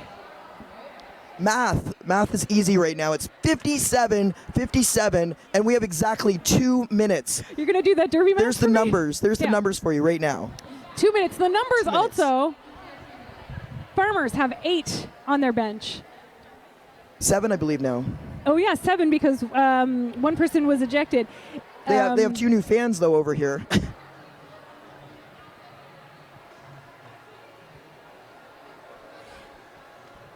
And Lansing Derby Dixons, amalgam of 2 leagues. That's some more numbers for you. The Lansing Derby Vixens and Ann Arbor Derby Dames, and they have 16 people on their bench. That's huge. It's huge. I think what we ended up doing at Fresh was we went into the next bout. We just started a new game over and just played a 1-2 minute jam. Yeah. Which is, it gets Derby going. Just get the party started. Yeah. Because we don't want the skaters to cool down too much. No. I'm surprised they're not skating on the track. I'm surprised their coaches haven't told them to I would track. be telling my skaters to go out and skate. Go skate. Or at least asking the head ref, can we go skate? Can we go skate? Keep hot. Not every coach is you. No. No, we found that out. Yeah. Shout outs to all the volunteers, non-skating officials, refs, medics, ticket takers, food servers who make the Fresh and the Furious happen. It's a big deal. GTA RollerGirls. Yeah, Jax and I have already mentioned that we're not paid to be here. In fact, we pay to be here. All skaters pay dues to mostly pay for arena time. It's a very expensive hobby. Oh my goodness. Gear can set you back hundreds and hundreds of dollars. So we're really thankful for the volunteers here. You'll notice there's a lot of refs on the track. It takes a lot of refs to make Derby happen. It takes a lot of volunteers and NSOs. 7 referees. Numbers. We're very into numbers today. Very numbers. Yeah. Numbers are. Yeah. It puts things in perspective. Yeah. Yeah. And again, if you want to get involved in roller derby in some capacity, you don't have to skate. There are non-skating officials. If you do want to skate and you don't want to do contact, you can be a referee. Or if you want to come out and play some roller derby, check your local listings. There's got to be a league somewhere close to you. We've got teams here from Michigan, from Ann Arbor and from Lansing, Michigan, from Rochester, New York, from Buffalo, New York, from Quebec City, Quebec and Sherbrooke, and Montreal. Yep. Lots of representation here. And then from Northern Ontario and Southern Ontario. We've got a combined team from Sudbury, Simcoe, Orangeville. Okay. Sudbury being northern-ish. Yeah. Sudbury's where I start counting northern. Like Perry Sound. It's like theirs. People are like near North Perry Sound. I'm like, no, Sudbury at least. So, and again, roller derby open to all genders. Look at that. Look at that. We got some scoreboard magic happening here. The something's happening. Is counting down to 18. I don't know what it's doing. Maybe we can get you. That's reverse derby math. If they put it to 18 minutes. Swooping whistle means we're going to start again. We're going to play 1 2-minute jam. It looks like they did put an entire game up, an entire 18-minute game. So this is what this was the suggestion. Yeah. But they can't hear us. Yeah, it can't hurt at all. It's like the heck with it. This is the only thing that's going to happen. So here we go. Hang on to the edge of your seat. 57, and we got a timeout. 2 blockers on the track for the Dixons, 3 blockers on the track for the Farmers, both jammers on the track for both teams. They have to fight it out for 2 full minutes. They score right off the line. So that was a test run. Yeah, that was just like, hey, is everybody on the track? So there's the swooping whistle again. What does that mean? That means that Get 5 ready. seconds, and we're going back into a overtime jam. So rare. Duchess of We are Carnage underway. up against 2 Dixon's blockers. They try to send her back. There is no lead jammer, but Vixen is out first. And they're trading quads on their quads. Both skaters putting 4 points up on the board. We got a minute 40 left in this overtime jam. And it's the Dixons, and it's Duchess of Carnage around and through, and she's going to gain the advantage. And it's Duchess of Carnage with another 4 points up on the board for the Farmers. 4 points also going up now for the Dixons, but a half a track length has Duchess of Carnage. And Infliction Viction actually got a 5-point jam first. She has scored 9 points, whereas Duchess has scored 12 points so far. 4-on-1 pack advantage. And quick work for the Dixons. And the hit out by Duchess of Carnage. Amazing blocking happening by the only Dixon's blocker on the track. Rinky Tink hits her out all by herself. And they've taken the jammer out, and Duchess of Carnage is around and through on another scoring pass. But how many points in the pocket right now for the Dixons? 16 to 13. That's going to be a 4. Oh, this is going to be a penalty for the Dixons. It's a power jam for the Dirty Farmers. This is just about going to do it. 30 seconds remaining, and it's Duchess of Carnage, the only jammer scoring points now. She was ahead already, 21 to 13 this jam. This is going to bring it even more. She hops through and touches her hips a little bit and says, oh yeah, I can't do that. And a lot of fans here now supporting the Dirty Farmers. Somebody getting a disco penalty. And it's Duchess of Carnage around and through in another 5-point grand slam. That is so... And the points for this game are a palindrome, 31 to 13. This jam, and the Dirty Farmers. The Dirty Farmers unofficially take it. They are hugging on the track. They are very proud of themselves. They worked hard. The unofficial final is 88 for the Farmers, 73 for the Dixons. This is Derby history. This is a big deal. This never happens. And my final score point palindrome disappeared. They added 1 point for the Dixons. She had one in her pocket when she went to the box. So that's 31 points scored by Duchess of Carnage. And 16 points scored by Infliction Viction. We have Our Ladies of Pain coming up against Les Québécoises, I think. I do believe you are correct, Just and I do believe that that's going to be you and I. We're on the mic again here. We're on the mic again together. Breaker will be on the mic in-house. Dirty Farmers, it's official with the swooping whistle. Dirty Farmers taking their victory lap. Really hard fought for that win. Finishing that with 7 skaters on their bench. Incredible. Amazing work by Absolutely the Dirty Farmers. Incredible. Again, all of these skaters have skated maximum amount 12 months. Some have skated as little as 4 months. This is the future of Derby, and the future of Derby is very exciting. Very exciting. I'm not being hyperbolic. This is exciting. I just peed my pants a little. A little bit. So we should probably go and fix that issue right now, and we will be back on the mic in a few minutes for the next game, which I believe will be starting at, it's supposed to be 3:20, but we are a bit behind because, we just had an overtime jam. Yep. So maybe in about 10 minutes we'll be back. A little costume change. Little costume change, absolutely. A little bit of a dance party. Yeah. Dance and, it up. I'm Jax Lotopus. And I'm Malcontent Reynolds. And we'll see you soon. Thank you.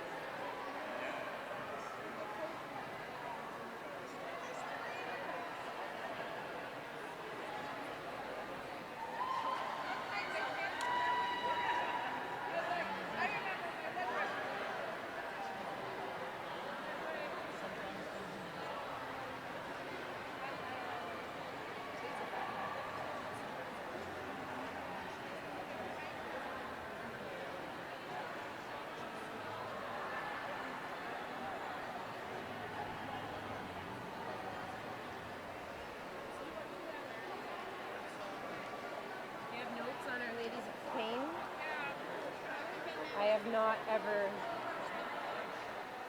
And now I can't find them.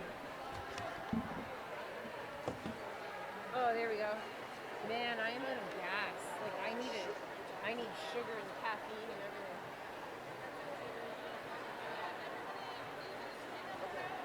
They took one ticket out by ambulance.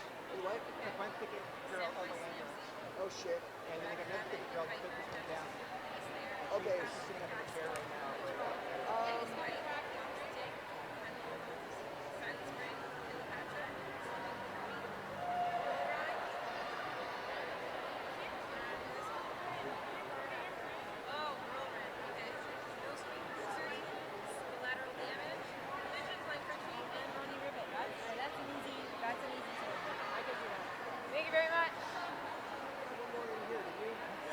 Oh, and a house. The breaker's here too, so. Rex and I switched this one out so that I can do house at 5 here. So Okay. For now, they're going to be way behind over there. We're behind here. We got 4 of us here. Like Rex is here now too, so we'll make it work. But yeah, 2 of them have to leave by 4 o'clock the latest, so we're not gonna give them a call the next day. All right, thank you. So we're gonna just make it work over here. They had one scooter brought by ambulance and another one just went down. So they're behind.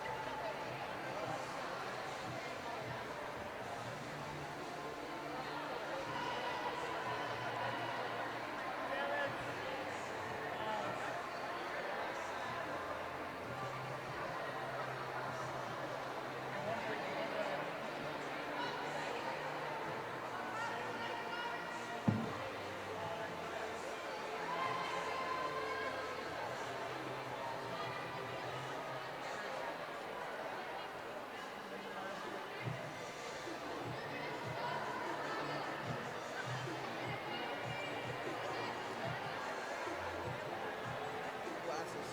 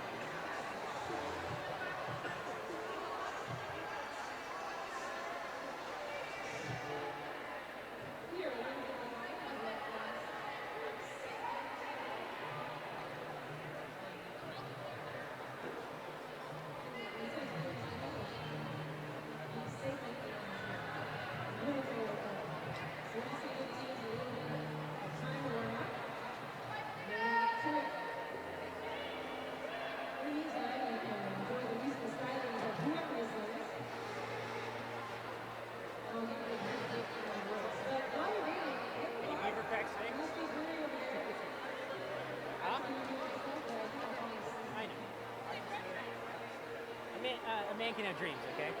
But let me live my life.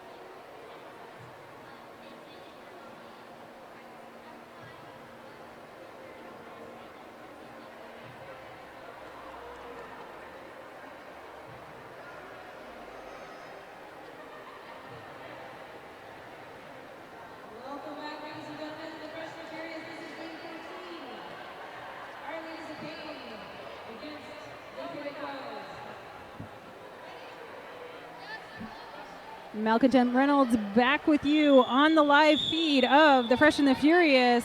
We're getting ready. You can hear off camera there Our Ladies of Pain cheering Les Québécoises. 3 different derby leagues, Roller Derby Sherbrooke, Roller Derby Trois-Rivières, and Roller Derby Lévis, coming together to make a super team, an équipe super. Our Ladies of Pain from a little ways down the 401 in Guelph. That's also my league, full disclosure. I play with Violet Uprising, their home team. First jam in this 20-minute game. Valkyrie heads out of the pack with Silent Spring on her tail. Valkyrie has had an amazing game so far. She has gotten lead jam every time she's gotten out of the pack, except for once. She was sent to the box before her initial pass. Every game so far, she has gotten lead jam except for one time. If Our Ladies of Pain are going to win this game, which is an elimination game, they will have to keep their eye on Valkyrie. The Québécois are in white, and Our Ladies of Pain are in blue. Thomas the Tank and Sleeping Broody doing their best to keep Valkyrie back. An effective hit makes her recycle. They've all not only got amazing jammers, Valkyrie is able to get lead jammer again. Betty Spite hot on her tail. Let's see if the same thing happens. Nobody has scored yet. This is the second jam. Valkyrie's going to hit it close, see if she can score some points and call it off. Let's see if she's effective. No points for Our Lady of Pain. 4 points for Les Québécois. First points on the board. Score is 4-0. The Québécois fielding another jammer, a different jammer. Looks like Scary Price. No, that's wrong. Little Witch is on the line, as well as Pablo Picasso. Little Witch for Les Québécois and Pablo for Our Ladies of Pain. Both jammers taking a little tentative at the beginning. Pablo pushing so hard, pushes first lead jam for Our Ladies of Pain, and the crowd goes nutso. A lot of RCRG fans in the house today. That is the first lead jam for Our Ladies of Pain. It also looks like it's a power jam. En français, c'est super jam. Only 2 blockers left for Pablo Picasso. And Our Ladies of Pain are on the board for the first time with 5 points. Oh boy. I had to turn my headset up a little bit. I could not hear you talking. It is getting rowdy up in here. Even though I'm shouting into the mic. Welcome to Jax on the mic with me today for the live feed. This is nuts. Little Witch has gone to the box. Valkyrie, we're only in our 3rd jam. Valkyrie scored and got lead jam the first 2 jams. Pablo Picasso trying her best to push them forward to get them out of play. You can only block within 20 meters of the pack. So Pablo trying her best to push them 20 forward. feet. 20 feet, sorry. I'm always going to be meters. That would be a lot of track. I have lied this entire time. It's been Roadrunner who was sent to the box. Little Witch was never on the track as a jammer. She's got numbers both 49 and 3 she is wearing, so it's a bit confusing for me. Lead change, first time in this game, 16 minutes, or a little less than 17 minutes remaining.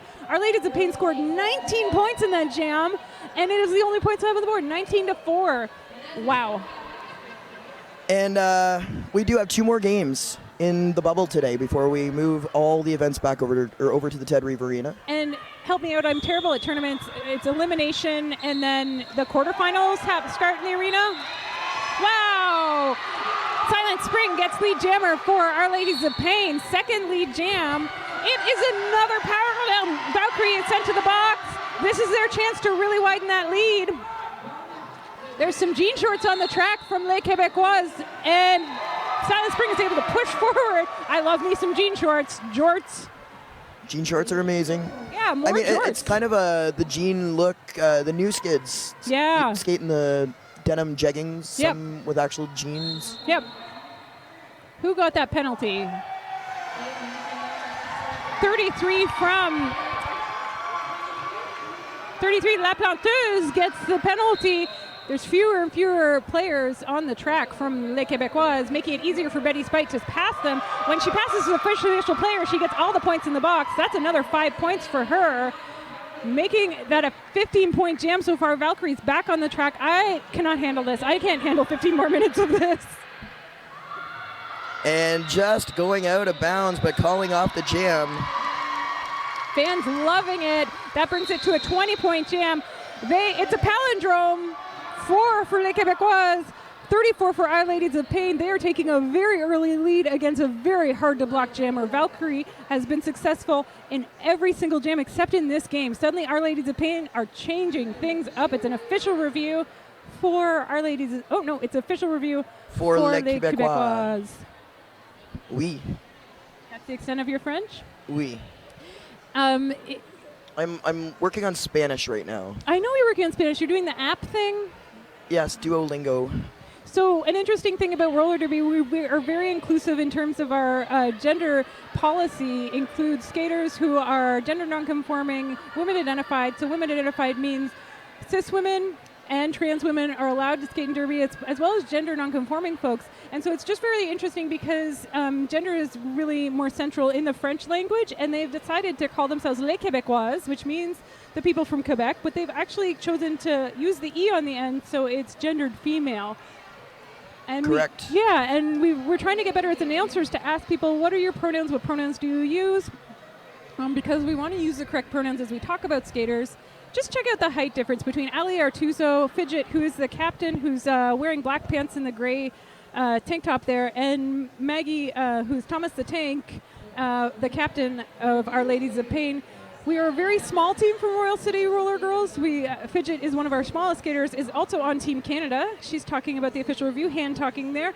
And we are very excited to get more tall skaters. The co-captains of Our Ladies of Pain are both tall players, Thomas the Tank and Nay Slayer. Thomas the Tank. That's a great name. Yeah, Thomas is her last name. It's hard for me because lots of leagues use exclusively derby names. In our league, we kind of use a mixture of both, so it's hard for me to call my own league because a lot of the skaters I know just by a different name, and it's hard to remember. What's your derby name? Who is the Québécois jammer? I'm so curious. It is Lead jammer status going to OLOP. It's Beelzebubs is the not lead jammer from Les Québécoises. Betty Spite is your lead jammer. There's about 20 feet between the two jammers. It's going to be a real quick jammer fight. Let's see how many points. Betty Spite can score. The answer is 1. Mr. Beard showing it there. 1 point. 35-4. And a successful call off. Good looking call off. Good looking call off. I'd paint that call off purple and put it in my front yard. With a unicorn horn. Jax, you know me. I love me some unicorns. See, I called that. You can be anything you want. I'm a unicorn. I'm a unicorn as well. I know. I love it. So, H-Bomb, number 303. Here's a little bit of a derby connection that I have with H-Bomb. On Our Ladies of Pain? H-Bomb's mom is Bruzy Q, who skates for Lindsay Roller Derby, the team that I coach. I didn't know roller derby players had moms. I thought they just came out of a pond one day. No, Bruzy Q actually in the house today came to support her teammates and her teammates from Lindsay that played earlier, and her daughter who's still playing. Okay, so Jax has just let me know derby players are born by sexual mammalian reproduction. Absolutely. I mean, I wasn't there, so I can't confirm that, but... Looks like Valkyrie's jamming. She gets lead jammer.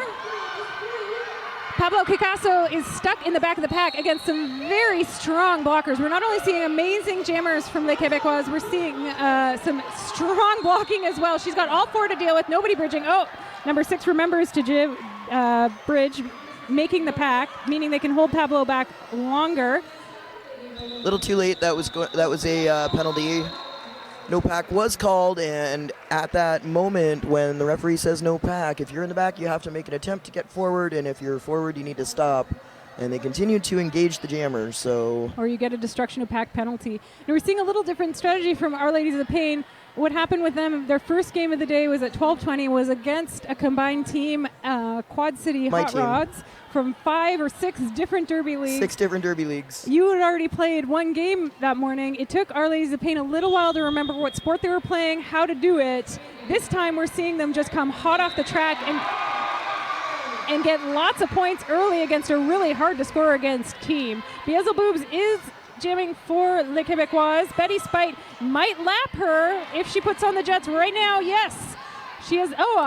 Toe stop comes off of Beelzebub. She hasn't realized yet it's loose on the track. Ref goes to pick it up, but that's making her life very difficult. Toe stops are important for jammer agility. And the NSO and the ref both needing to get out of the way as the jammer was coming around, and that's going to be a 5-point scoring pass for OLOP. Olop. The pivot Olop. panty was lost by The pivot. Mayim Sane, and it's now just sitting on the track. The only one who can pick it up is the pivot. Oh man, everything that can happen is happening. All the things. All the things, All all the at things. once, all the feels. all the things happen. Again, as a coach, and that's advice to coaches, especially with a fresh team, always tell your skaters to check their toe stops before they go on the track. Even Oh, for man. veteran skaters, I check your know. toe stops. And so I've been skating 8 years. I remember when we first started and we would have equipment checks. We would have to line up and all the refs would check to make sure our equipment was taped down, and they would check our toe stops to make sure they were tight. We don't do that anymore. It's on each skater to wear their equipment properly or to get a penalty. Right, they stopped doing that because they didn't want any liabilities if a skater Oh. was injured after they'd had their gear checked by the referees. I thought they stopped doing it just because it took so darn long, and also No. we're adults and should be able to dress ourselves. Right. Yeah. So no, it was a liability issue that would then put the onus of liability on the referees because they were the ones that said the skater was safe to skate. Oh. We're nearly halfway through this game. We've got 11 minutes, 36 seconds left, and the score is 52 for Our Ladies of Pain, 16 for Les Québécoises. This is not what I was expecting to happen in this game. No. Well, I kind of was. I thought it would be a little bit closer, but I was not expecting for Valkyrie to go to the box twice, 2 power jams. I was not expecting Olaf to be able to contain Valkyrie as much as they have, and the crowd has really been responding every time they emerge from lead jam. Usually at turn 1, the crowd is right. It's really a cheering them on. heavy Olap crowd here in attendance. We only have an hour to travel, whereas Les Québécoises have 8 or more hours Right. to come. And we also, even though the short timeline or the short amount of distance to travel, we do have a tradition of really supporting our fresh meat. And that makes a huge difference. Yeah. As from a skater perspective, when you've got fans yelling and cheering for you, it pushes your game up that little level more that you need, like that extra inch you need to get lead jammer status, and it does help with all those things. Thomas the Tank is the pivot. Mayim Sane in the brain is the pivot for Les Québécoises. I can't see who's jamming because everybody's blocking so effectively. They're literally blocking my view. And they are taller blockers. Valkyrie is lead jammer for Les Québécoises. Betty Spite hot on her tail, like 15 feet away. And OLOP getting to Olap, sorry. It's okay. Getting to the front of the pack where they need to be. You don't want any low-hanging fruit, as we call it. I like that you are coaching. Wow! With getting a hard hit from Thomas the Tank, I'm assuming. I didn't see it, but she's nodding as she gets off the track. Massive hit from Thomas the Tank. Valkyrie calls it off as she is thrown into the infield. Little grin from Thomas. Onto the skates of Guilo Foshoa, one of our referees refs. who puts a hand down and lifts Valkyrie up off his feet. Oh, man. Pablo Picasso, I see on the line.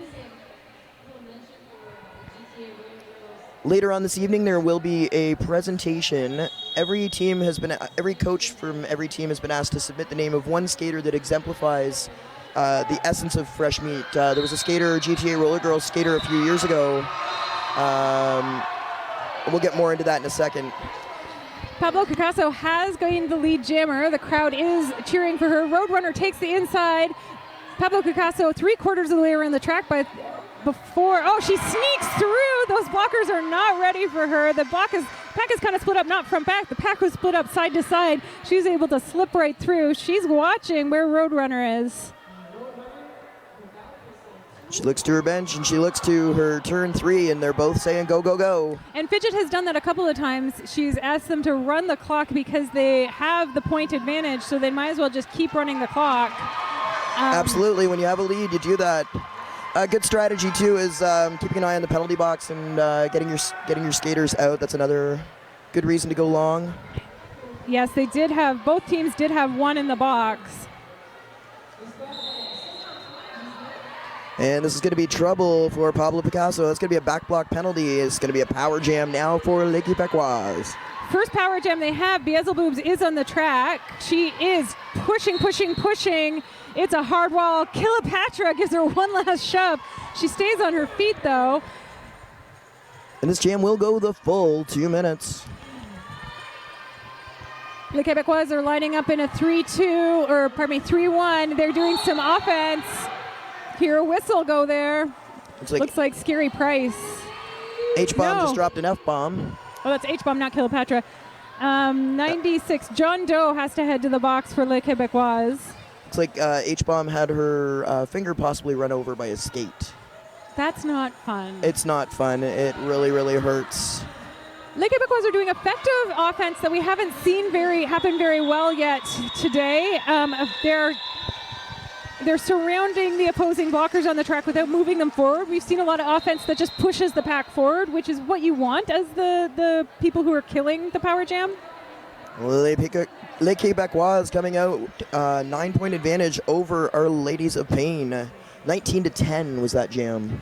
Bringing the score to 38-65 for Our Ladies of Pain. It's an official timeout. You can see it by the jam tiner touching her shoulders.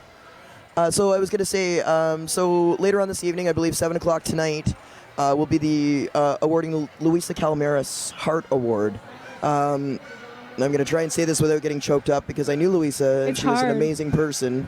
For any of you freshies out there or skaters out there that have seen the Roller Derby Compendium for Freshies Worldwide Facebook group, that is Luisa Calmeras' legacy to roller derby. She started that group so that fresh meat skaters would have a place where they could go and not feel alone in this big world of roller derby. That she started off as fresh meat in Australia. She came over to Canada. She had been fresh meat for a couple of years. She never gave up, never quit. Yep. She embodied everything that is roller derby and all these amazing characteristics that separate roller derby from every other sport in the world. Yep. Sadly, we lost Luisa to an acute asthma attack a few years back, and so they've named the Luisa Calmeras Heart Award. So the coach of every team puts in the name of one skater from their team that embodies everything that Luisa Calmeras was about, and then it's a random draw to the person that gets the award. And so tune in until the very end of this live feed to see who wins that award. Valkyrie went to the box again. That's her third time in the box. This is so rare. Silent Spring is all by herself. She doesn't even need the offense. She runs to the inside, sneaks around everybody. She's got some more time in this power jam. She gets 5 points. Our Ladies of Pain have 70 points to Les Québécoises 38, and there is less than 8 minutes left in this tiny, tiny game. Skaters falling down as Silent Spring pushes through them. It's 5 more points. Valkyrie out of the penalty box, now coming in. Our Ladies of Pain blockers ready and waiting, and the jam coming to an end. 10 more points for Our Ladies of Pain in that jam. They have widened their lead. But it's not an insurmountable lead. It's not over. Math, etc. Math, yes. I'm still nervous for my league mates, for my fresh skaters. I get very nervous. 37 points, 7 minutes. And we're not a league that focuses on winning as the only and the primary goal. We're a league that focuses on gameplay, and we really see Fresh and the Furious. A cut from Valkyrie sends her to the box again. And that's going to be Valkyrie's 4th penalty. That means she's out. 4 penalties does it. They're going to be 6.5 minutes with no Valkyrie. Their star jammer. That is trouble for Les Québécoises. Holy Hannah. This is time for Our Ladies of Pain to really show how they play together and everything we embody as a league. The playing together as teammates, the camaraderie, the helping your jammer, which you're seeing now by the sweep to the outside. Oh, and a big hit. from Gigi Crackaface. Makes it through again. 5 more points. 6 minutes left in this game. Valkyrie's back on the track. Okay, maybe it wasn't her 4th penalty. Or maybe refs haven't taken her out of the game yet. Let's see what happens at the end of this jam. Generally, when you foul out of a game, you don't get to go back onto the track. There's You don't- not they back don't- and forth, back and forth. They don't let you out of the penalty box. You just kind of stand there, and it would be a really long power jam. Yeah, let's see what's happening with this penalty. And One Olap skater in the box, and it looks like maybe we miscounted. Maybe that was maybe only. it felt like 4 to me. It felt like 4 to me as well. But She got 2 in 1 jam. I can't trust my feelings anymore. There's been so much drama. That last bout with the overtime and this team being my league. Pablo Picasso, when we were playing earlier, I looked over and she looks like she's wearing Barbie skates. They are pink fade to blue, and she has this really wonderful stance that I like. She also wears a snowboarding helmet, which looks huge on her. Makes her look, and the way she holds her braids makes her look younger and younger. But the pink and blue skates with the pink wheels, Yeah, they look like Barbie skates. Yeah. It's awesome. it's amazing. I love it. And Derby, Professor Rex and I were talking earlier in the live feed about how you can wear a hijab in Derby. We've never had a controversy about it, where other sports like basketball and soccer their officiating bodies have really dragged their feet. In roller derby, we've never had a rule preventing it. So there's this amazing league in Egypt, Kai Rollers, who make a great video about how to wear a hijab underneath your helmet. I have a story about that. Yeah. The 2014 Women's World Cup in Dallas, Texas. I was there as a spectator, and there was a little cardboard box in between a couple of vendor merch tables. Hold on a second, Jax. What you saw there with 4 minutes left in this game, Betty Spite got lead. It looks like she got hit in the face. She's talking with Fidget, her coach, and touching her eye a little bit. We saw Gigi Crackaface jamming for the first time, and she came out very close. And Betty Spite's on the box having a bit of trouble with her eye. She has something in her eye, maybe. Yeah, or maybe a loose. So good eyelash. call off. If you can't Yeah. see, it's probably a good idea to not continue the jam. Gigi was close to her, but there was a box at Roller Derby World Cup. Right, and it was written in Sharpie on this cardboard box said gear donations for Roller Derby Beirut. Oh yeah. And do you remember that? And Valkyrie's back on the track. it was a few months later, maybe 6 or 8 months later, where I saw something on Facebook, a video of Roller Derby Beirut skaters skating. With those donations, and they took monetary donations, but they also took just gear. Donations Folks, back to Beirut. yeah, back and to Beirut. I mean, this is the amazing support that this is what sets roller derby apart from every other sport, where Valkyrie and Betty Spite chatting on the track a little bit there. What happened in that jam is, and this is happening really regularly, Valkyrie does get the lead jammer. We are not far behind. Olaf is not far behind with the jammer, and they force the call off by just being so darn close. absolutely.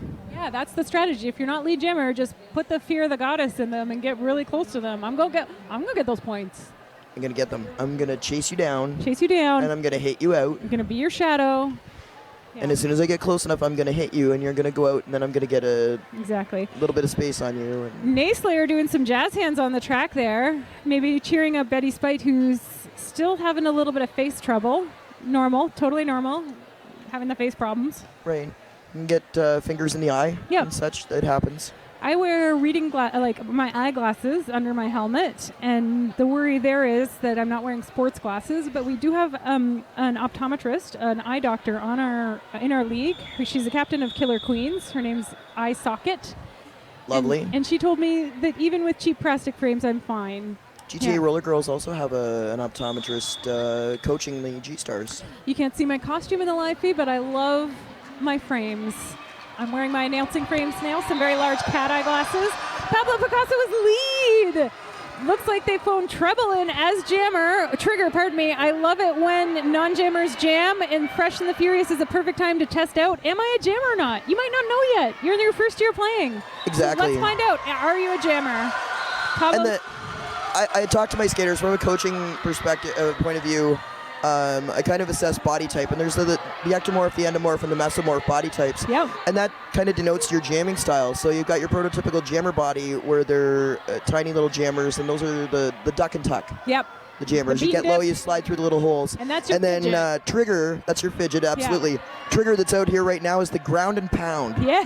Going to go right up the middle, split the D, pinball your way through the pack, because you've got the structure and the strength to do that. Triggers on a power jam. This is very exciting. Only the second power jam for Les Québécoises. Let's see what she can do with the power jam. She's getting lots of help from her team. They're sweeping to the outside. They speed up the pack, though. Still 3 players in front of her. Naisler are tripping on nothing, which is very normal for even veteran skaters to do. And it's going to be trigger called on a forearm. This is not good for Les Québécoises. A power jam for Pablo. 37 seconds left in this jam. She's looking at the clock. She's getting direction from her box.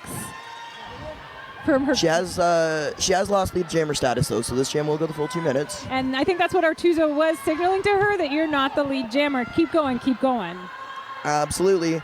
And we are down to 1 minute and 15 seconds remaining. I'm starting to feel a little bit more comfortable, less terrified. Well, Pablo's a great pusher. She's really good at pushing them forward. Oh, man, some wonderful offensive blocking. She passed the star. Star pass to Naisler. This is the first star pass I've seen today. I know, and I warned our team that teams like Toronto Divas, teams from Quebec are going to do star passes as soon as they don't get lead jammer, but we haven't seen that. A back block on trigger. This is going to be another power jam for Our Ladies of Pain. And so that was the jam called. This is going to start as a power jam. We're in last jam territory. It's going to be a power start. And that's a normal, to get a couple back blocks is really normal if you don't usually jam. I get lots of back blocks when I jam. I'm a bigger skater. I'm a ground and pound skater. I'm a ground and pound skater as well. Yeah. Professor Wex was shocked that I have had the same skates for my entire derby career, 8 years, because he said, when I see how you play, you really clomp along. I thought, you destroy skates. No, same skates for 8 years. That's a big accomplishment. I bought my new skates at Beast of the East from Neon Skates, and I bought the same exact boots. Neon Skates, one of the sponsors here today. Thank you so much, Neon Skates. I really love Dawn Cherry. She provides amazing service. I got the Rydell 265s, and I got the closest to the Revenge plates. They don't make the Revenge plates anymore. They do not. They don't make the rival plates anymore either. No, so I just said whatever is most similar. I really like my setup. I really like how it works for me. I like the geometry. Something neon, something plate. Yeah, I don't even know what plate I bought. Don, I trust you. Please same geometry, please same weight, please same materials, and she set it all up. Absolutely. Yeah. Fantastic. Our skates are our biggest piece of equipment in Derby. We put a lot of effort and thought. Some people, they'll try a new skate out and they're like, no, they'll last 2 weeks and they say, this is not for me. It's too different. And some people have to go through a couple of skates before they determine what's really for them. It's an official timeout with 45 seconds left in this game.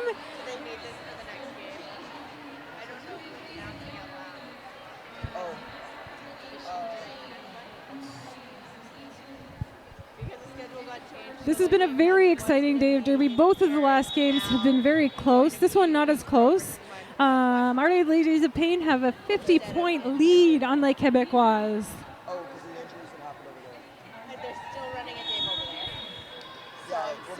there. That whistle says the jam is on. It's a power start for Silent Spring. She's got to push them forward.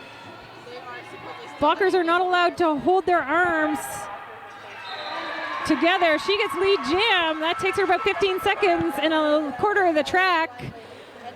Thomas the Tank is standing at the front of that line of Ola blockers, ready to help if she needs it. Let's see what Silent Spring asks for. She comes out to the outside. She says, hey, help me out a little bit. She gets some inside help from Thomas the Tank. Gigi Crackaface is there to block her. She takes the outside. It's useful. They got to be ready for Valkyrie to come. They're all split up. Let's see. Thomas the Tank runs right into her. That's an initial pass for Valkyrie. Betty Spice looking behind her. Artuzo saying, call it off. She does.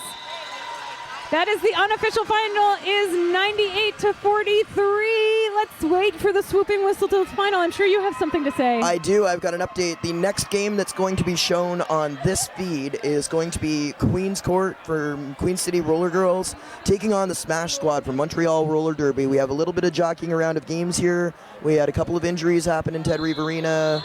and that's delayed things. So there's still a game going on over there right now, but they've bumped this game over to here so that we can kind of get back on track a little bit. No pun intended, or maybe. All the puns intended, all the time. Swooping whistle happened. Official final is Francesca Fury. Please exit in front of 43 for Les Québécois and 98 for Our Ladies of Pain from Royal City Roller Girls. This is so exciting. My league mates, I love you. The crowd is going pretty nuts. Everybody is lining up to get some high fives and some wonderful actions. That means Our Lady of Pain will, I can't have words anymore. They'll continue on to the quarterfinal. Leantichrist. Leantichrist is playing the next. Roadkill. Nope, the one behind Leanne. Owly shit. Owly shit. shit. Like, say it with a French accent. Français, ouais. Okay. Brilliant. I love it. I really love the Quebecois sense of humor and a lot of the French names. English combined. Yeah, Petit Plouche from Montreal Roller Derby is on a home team. One is a pun. It's in French. It's a pun of My Little Pony, and it's if you speak enough French. Ticoun. Ticoun. Yeah. Ticoun. Yeah. So wonderful showing from Our Ladies of Pain. I'm so proud of our Olapians. The nuns with a habit. The habit is derby. We really appreciate them. We have a little bit of a roster switch. It'll show up on layer 9 soon. Click on your video. Click in where the video is playing. Click on the eye.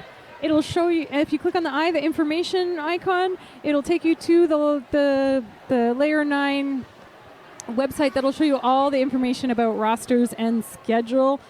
I am over the moon impressed with the Derby. I don't know how I'm going to keep going. I'm going to get adrenal fatigue. My adrenaline levels are through the roof. Well, you have a break right now, maybe. Okay. Maybe another costume change? Well, actually, you don't. A little bit of a break, but we had to move one of our announcers from this venue over, so. Okay, I'll do whatever you like, Hang Jax. out. Jax is a coach, head announcer for this tournament, as well as an announcer doing all the jobs. All the things. It's an honor, as usual, to announce with you. We have an amazing curse where we have ties happen Twice this year at tournaments. this year at 20-minute style tournaments. So I will see you again on the flat track and on the mic. You at home, thank you so much for joining us. We love you so much. Thank you.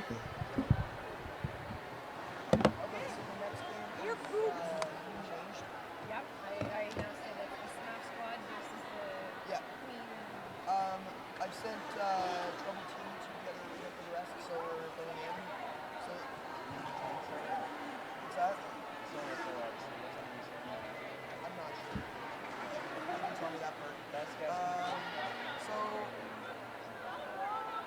you want to take a break now, or do you want to take a break for there? Me? Oh, you.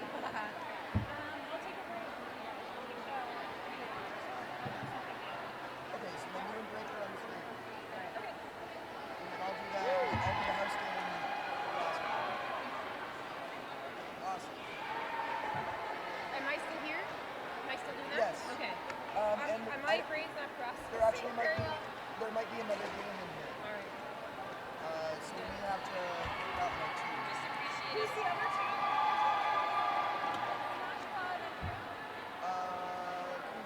Queenscourt. Buffalo. I'm gonna go see what's going on over there. So there were 2 injuries that went by ambulance. Yeah, both of the same team. So is that team out then? That was why. Well, we beat them this morning, so that was fantastic. Okay. All right. So then why the change is Because they're behind, they're still playing that game over there. They were back-to-back injuries. They had to play ambulances, right? So this game was supposed to happen over there. They put them injuries to get back to there. Yeah, just think about come back for it. This is the only place I've been playing for So, Does that vending machine take? all she got me is all she got me. I need some caffeine or some sugar. I want a beer, but I'm so low energy right now. Do you want to drink this one? I'm Iced tea, lemonade, strawberry. Does it have caffeine in it? It has sugar in it. There's sugar. Okay, I'll do that. Lots of sugar. Are you sure? Yeah, I'm gonna go get a beer.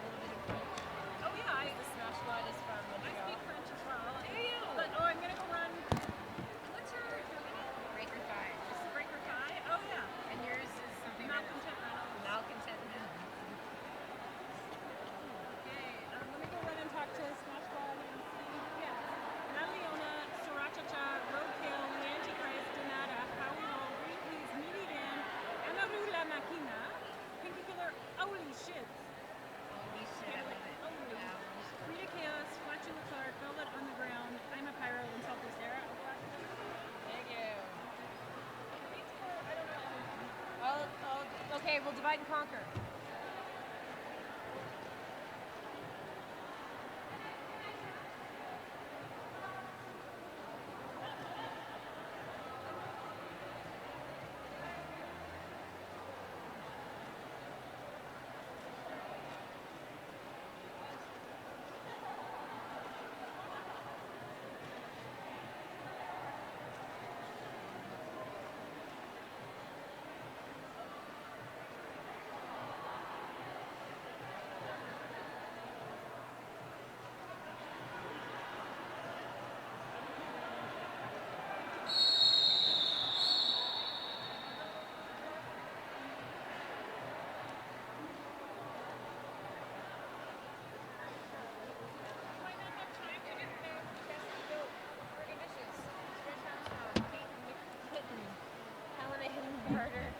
And we're back. This is Malcontent Reynolds on the mic with Breaker Thigh. I am from Royal City Roller Derby in Guelph. Where do you usually announce, Breaker? I am with Peterborough Area Roller Derby in Peterborough. It's a party. It is a party. And so we have a little bit of a scheduling flip-flop. Both venues, the Bubble and Ted Reeve Arena, have been running late. Ted Reeve is running later than most. So we have accepted one of their games into the Bubble to get things moving because they still have a game that hasn't finished yet. We've got Professor Rex on the mic in-house. Breaker High here from Party, Peterborough Area Roller Derby. Breaker Thigh, thank you. Keep. Well, we're just going to get into some copyright issues. Yeah. If, and Malcontent Reynolds. Well, this is a Smash Squad in orange from Montreal Roller Derby against Queen City RollerGirls Queen Court from Buffalo in black. Let's see what's going on.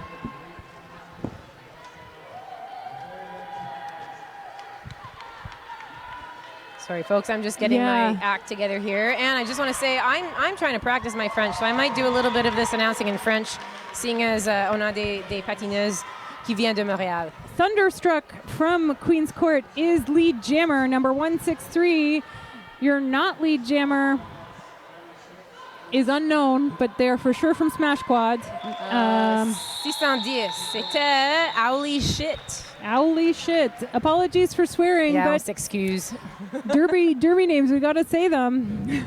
We can censor ourselves, but we can't censor what other people's choices. Hey, I just noticed, Breaker, it's Team Birkenstock on the mic. Team Comfortable Footwear. This is also the first time on the live feed we've had two women identified folks. That's a real treat in announcing. This is my first time today on the mic. On the mic for the live feed. Yeah. This is my first time today doing live feed. It's quite different. I started roller derby announcing doing community radio. Smash Squad. So c'est de nada. Elle est le lead jammer et elle est... Okay. Oh. And we saw the Queen's Court jammer overtake her, causing her to call it off. Donata had to call it off. That was Fergalicious. Oh, I said Fergalicious. Again, copyright. I'm going to have to watch my puns. Fergavicious. That's a great name. Seeing a lot of great names. Yeah, I'm very impressed. Especially out of the La Belle Province today. Les noms sont superbes. On a vu, oh my goodness, what was her name? It had boob at the end of it. Beelzebub. Yeah. I've seen a lot of these Queen City, Queen's Court players play before. Is it because they came to Guelph to play Our Ladies of Pain before? I think I've seen them before. I don't know. And that's Flatula Clark from the Smash Squad. I think her name is Flatula Clark. Yep. Yeah, Flatula Clark. I doubt myself. Stretch Hamstrong following her not lead jammer. Flatula Clark coming up to it has to do with Jinxie Jones, and may I say, it's difficult to deal with. Wow. So Jinxie Jones, she can really pack a punch, eh? When she hits you, you feel it. Jinxie Jones is telling me it's a power jam to start. Smash Squad jammer going to the box. Roadkill. And our score currently is Queen's Court 4 and the Smash Squad 0. It's still anybody's game. And we're sorry that you can't see the score at the bottom of your screen like you usually can. We're just dealing with some technical difficulties, and we are rolling with it. I didn't even notice we have the screen in front of us. Yeah, we have the screen in front of us. We can watch the Derby live. We can watch it on the screen like the folks at home. Wow. And that was some fancy footwork on the line by Thunderstruck. I think it's Thunderstruck. Yep. Thank you. Et c'était un super jam, Thunderstruck. a fait sa première passe. Queen's Court lining up in And the front. She's calling it off before the Smash Squad Jammer can get out of the penalty box. Smash Squad Jammer is standing, so they're going to start. They're going to have a power start, which strategically is fantastic because it gives them that extra few seconds to try and get lead. And again, I've been playing Derby for 8 years, and the place where we were at 8 years ago, we were not at this level of strategery. Teaching our first years, like, hey, if there's somebody in the box and they're standing, call it off so you get a little bit of a power start. We were literally not there when I started. Last year was my first year announcing at Fresh, and I was feeling nostalgic. When I got home, I looked up the live feed from my first year, my tournament here, and it was, we could barely stand up. Yeah.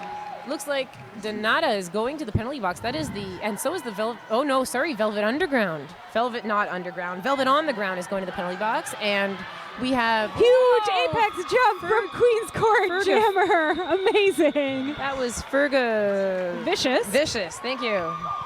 And her bench is loving that. So far, only Queen's Court on the board with 8 points with 4.5 minutes in. This is a really low-scoring jam. That's a testament, or low-scoring game so far. That's a testament to those blockers really just holding everybody back. La défense est superbe. Et on a vu beaucoup de matchs très, très proches aujourd'hui.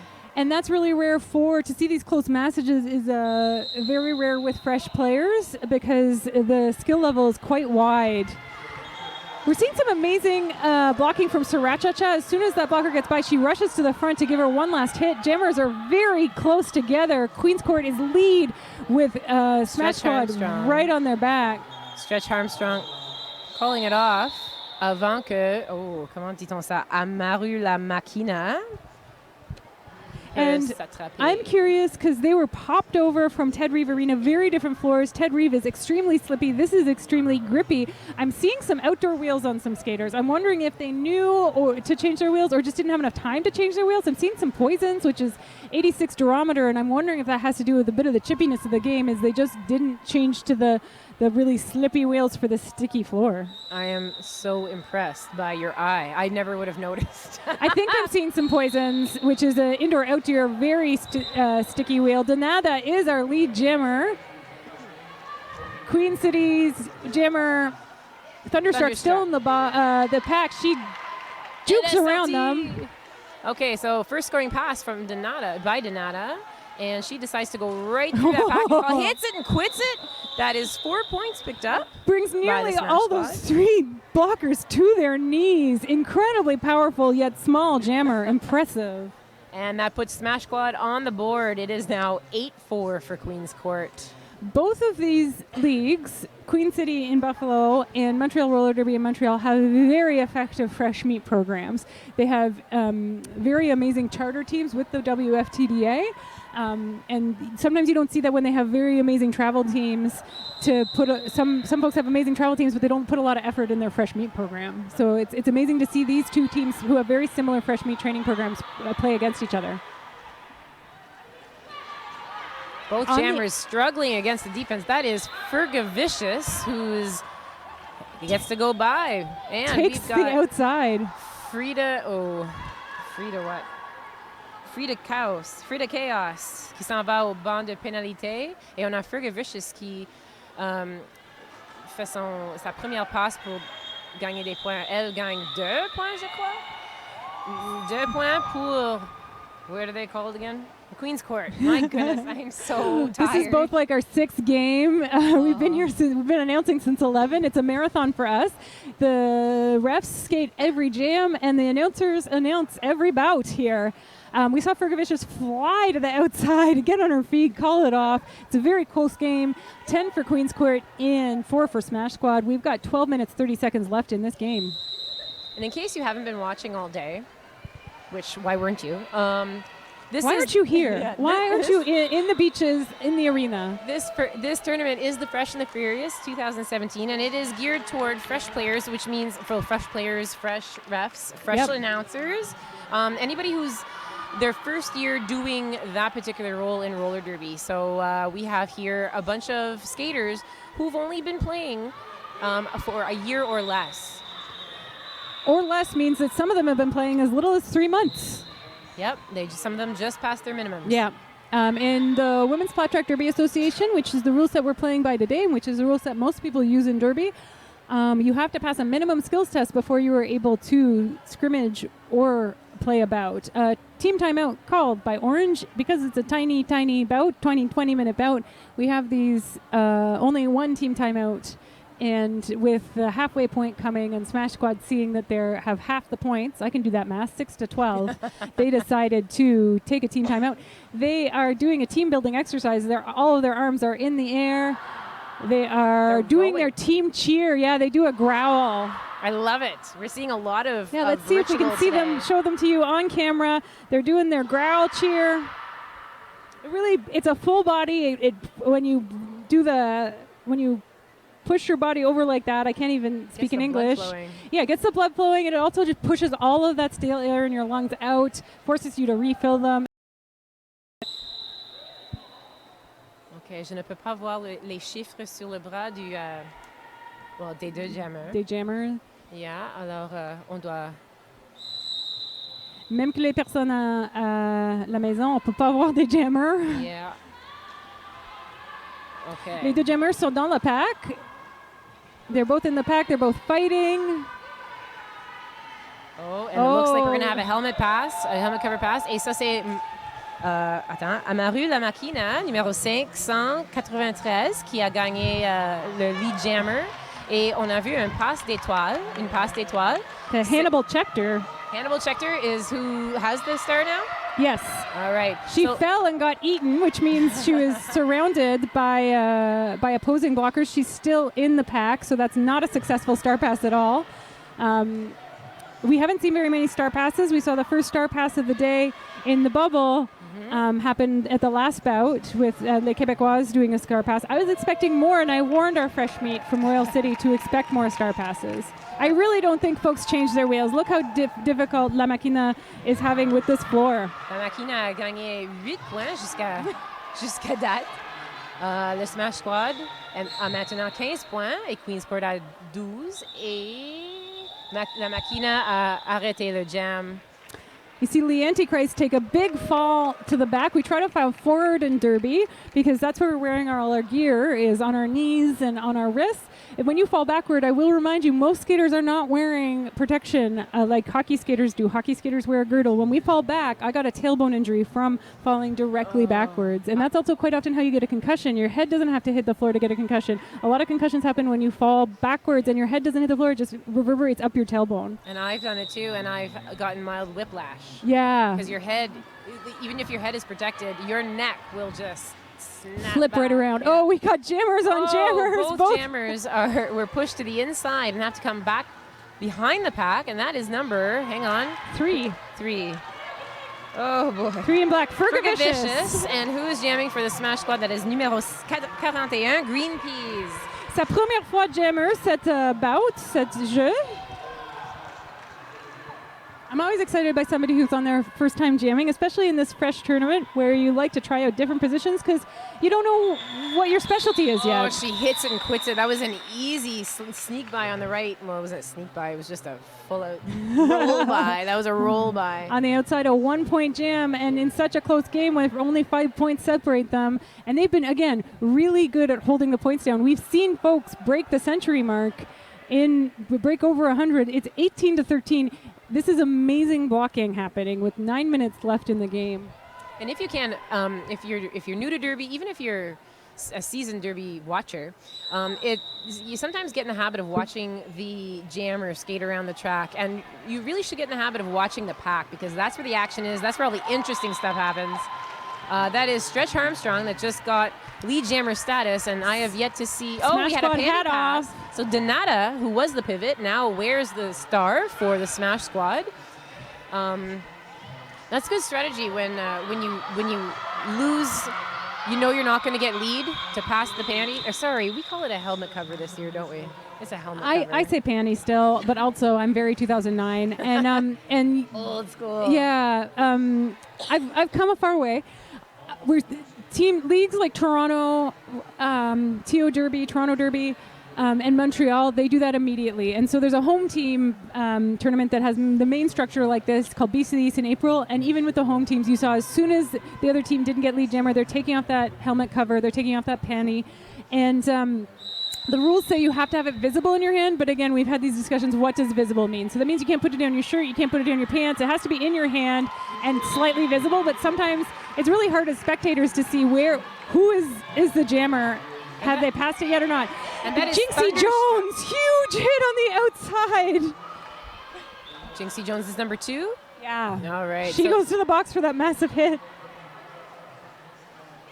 I find the game is getting away from those big hits. Yeah. But, because it's becoming slower and more strategic, more of a catch and release. So we'll catch them and then we'll move them to the side and push them out because we've all got jobs and we've all got families and we don't want broken bones. But it's so nice to see a well-placed hit. Well, we've started to move to a hold and hold instead of a hold and hit game. I went to a Gotham camp 3 years ago where they were telling us stop with the hold and hit and stop with the Hail Mary hits.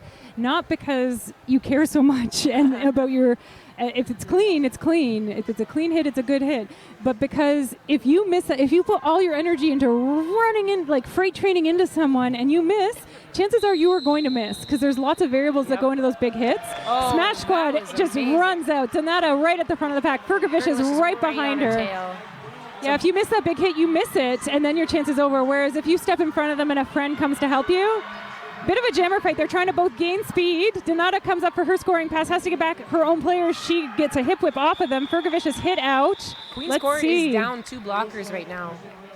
2 points for Queen's Court. It looks like 0 points for Smash Squad, even though they were lead. It's 23-18. Yeah, we're encouraging the newer players to learn how to work as a team and to have the agility to get in front of the jammer and then hold them back by stopping, having that agility, having that speed, having that control. And work together. Yeah. Like recycle, Yeah. reform. You go down, you get separated, you skate to the front and you reform. And notice that even Jinxie Jones, who is an amazing solo blocker, that she only uses that as a latch-ditch effort. After she has lost her pyramid, she will try a single hit, but she stays in that pyramid formation as much as possible. Yeah, folks are having trouble with this very sticky floor. That's Fletcher Clark who is jamming for the Smash Squad. It's a super jam for Smash Squad. Fletchula's got to make as best possible as she can. It's 5 points. Bring it. It's a tie game now, 23-23. This could be the lead change for Smash Squad. Let's see what happens. So exciting. Are you excited at home? Tell us you're excited. Get out of your seats. This is great derby. Jinxie Jones versus Fletchula Clark. She's got to fight for those 5 points. She jeeks to the inside, and she's successful. Yes, those quick feet. She's going to call that off. If you have some thoughts to share about this tournament that you're watching today, the hashtag for the tournament is FNF Derby 2017.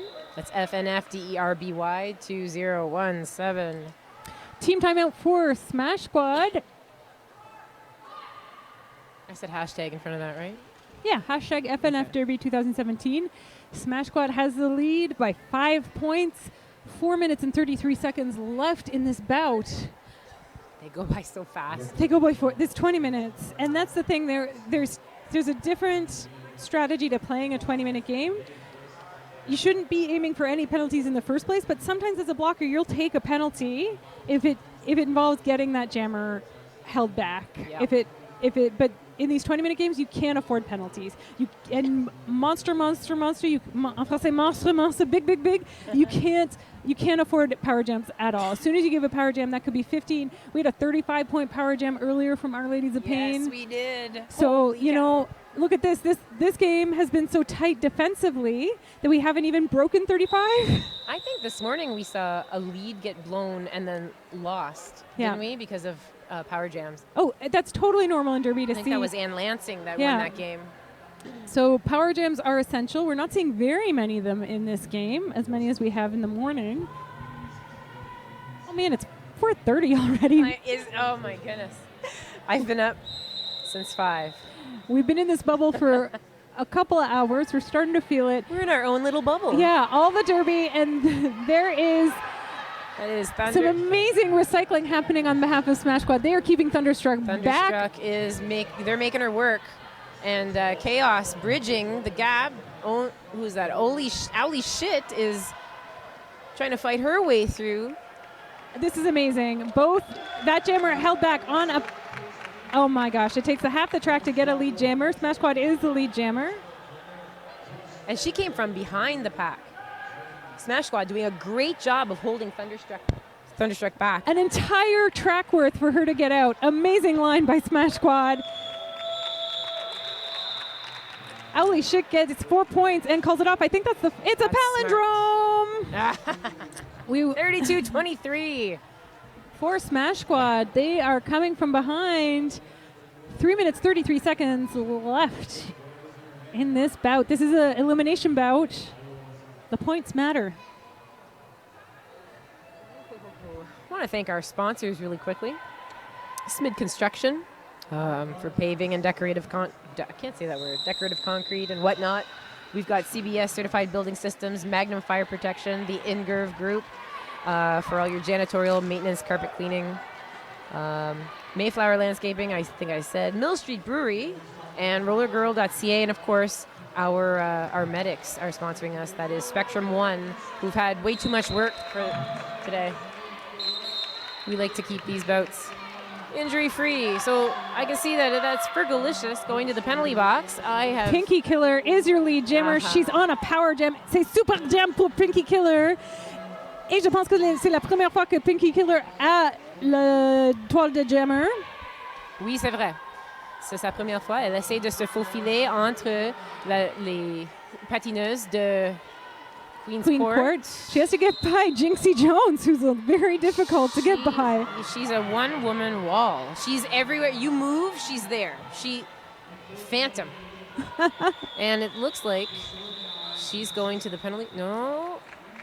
Okay, Jinxie Jones must have gotten forced out on the outside and was coming back. Jammer for Queen's Court is standing in the box, so it'll be a tiny power start for Smash Squad, who's inching forward in their lead, got 5 points in that jam, 37 points on the board for Smash Squad against Queen's Court's 23. And we are one blocker down on the Queen Court. God, I can't talk. I'm an announcer and I can't talk. On the Queen's Court side, the Smash Squad deciding to hold back a bit and see how their jammer does against this 3-wall, and no problem there. She doesn't need their help. No, and now they've got to regroup and get ready for Fergavicious, who has to push through not only the other team, but her own team there. Platula Clark coming up for scoring points, and Queen's Court lining up at the back. Coach Jax wouldn't approve of that. She gets ahead and gets a cunning penalty, has to go sit down for a while. It's a power jam for Queen's Court. I would have gone through and called that off. That's too bad.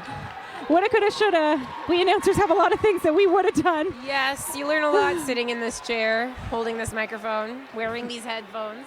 5 points for Queen's Court. They are shortening that lead. 53 seconds left in this entire game. This could be it. This could be the jam. Now, Fergavicious basically cannot call this jam off. Well, she can't call it off anyway, right? She's not lead. There is no lead jammer. Okay. Our lead jammer went to the box, so that means it's no lead. There's 54 seconds left in this jam. Oh, Clark is back on the track. So now it's going to go the full 31 seconds, and every point counts. We've got 37-33 on the board right now. Both jammers fighting, struggling to get through both walls. Actually have 40 seconds left. 40 seconds?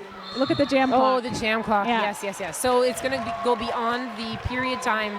Sorry, yes. And 4 more points for Queen's Court. It's a tie game. These points amazing. Matter. Oh man, this is too exciting. Oh, she can't call it off. She touches her hips, but she can't call it off. She gets 4 more points. Platula Clark gets 4 more points. It's a tie game of 41-41. Are we going to have another overtime jam? Oh, attempted an apex jump, got pushed down and fell. And now she's got to re-enter. That is it. Oh. Let's see what happens. I see 2 points for Queen's Court. No points for the Smash squad. That's Queens a Court 43. have it. Unofficial final is 43-41. We will not be going to overtime. We have to see if the refs want to chat with the scoreboard to make this final official. Queens Court bench is losing it. Our last bout went into overtime. This is probably not going to, but this is so rare to see this close, that low of a score for a 20-minute bout. I'm surprised no coach is approaching the officials. Yeah. I'm shocked too, where nobody's trying to argue some points. And yeah, Smash Squad is accepting the loss. It looks like they're ready to cheer, and then they're going to line up on the. I saw players get ready to line up on the edge. Let's listen for the swooping whistle to indicate it's the official final. Head ref Joe the Locksmith gives us that whistle. The official final is Queens Court wins by 2 points, 43 to Smash Squad's 41. Incredible Shocking. Derby today. Wow. Yeah, this is the future of Derby. The future of Derby looks bright. Thank you to everybody at home for watching this game. Thank you to Breaker Thigh for announcing with me. Thank you for having me. I'm Malcontent Reynolds from Royal City RollerGirls in Guelph. It has been such a treat to be in your living room today. Watch more Derby. We'll be having one more bout here in the bubble and then popping over to Ted Reeve Arena for the finals. Good night.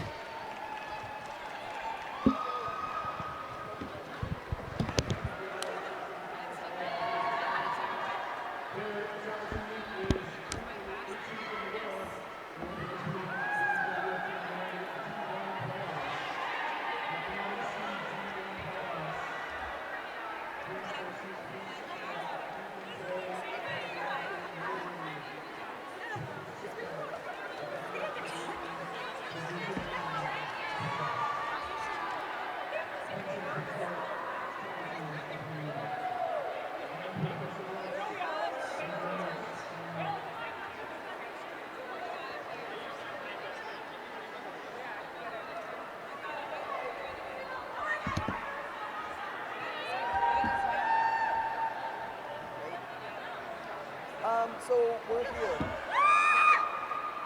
you want to do one more on the stream, or do you want to do one more in the house? Because this game was actually that. It was. Okay. So you'll do the house one then. Oh, you're back over here. I was coming to check what you need me to do.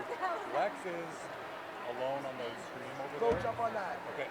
Because of all the clusterfuck that happened over there, just stay over there and do what needs to be done over there, and we'll make sure everything's filled in over I here. will stay there. Do you know who's playing over there? I have no idea. Okay, because they switch we around. just got one of the games over there. Okay. Whoever plays over there, I'll be on it. Okay. Okay, so you'll do the house then here? I don't know. Do you want this go for the next one? Yeah. Okay. You're doing the feet. So we have one they them. What? We have one they them on our. Yeah. Oh yeah. It's our. Yeah. We're good. Oh, it's Rock City. Okay. Awesome.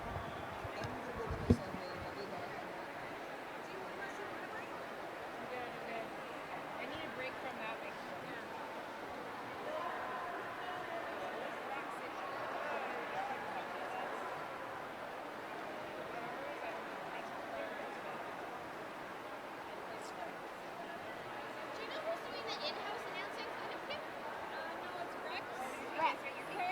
Where's Rex? Oh, I know who he is. Here he is. Oh, there. Oh, there. Who was doing it? Who's them? Oh.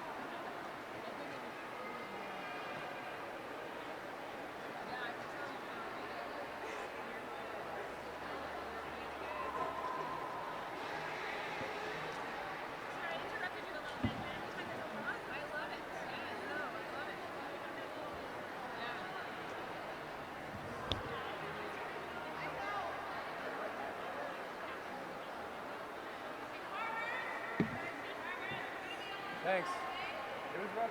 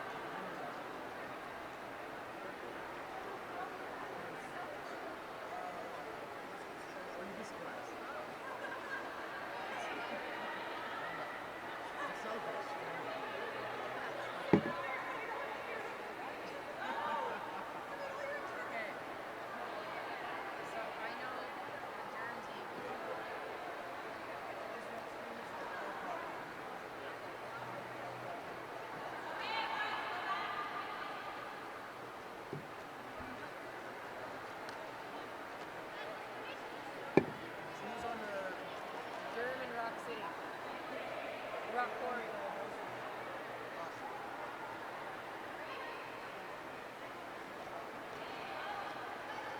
Switched the tea for the last one. So I'm not as used to the house.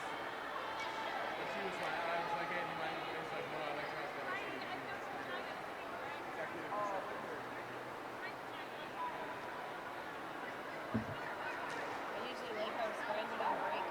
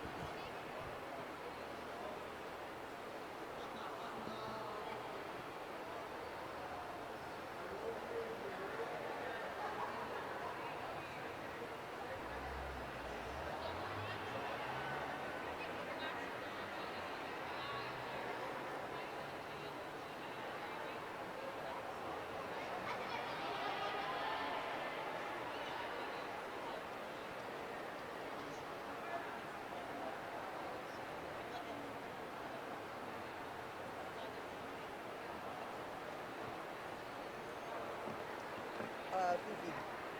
Not skating, not skating, and not skating. Hang on.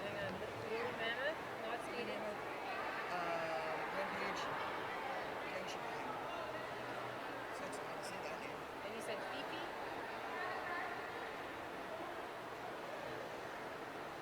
That's too bad. I wanted to say dang, she fine. Yeah.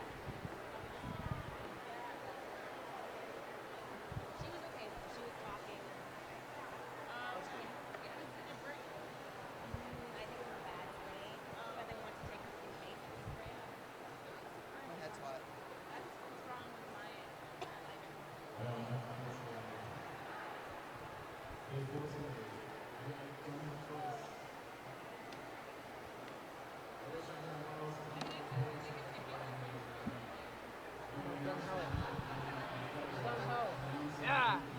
Let's do this. Let's announce this.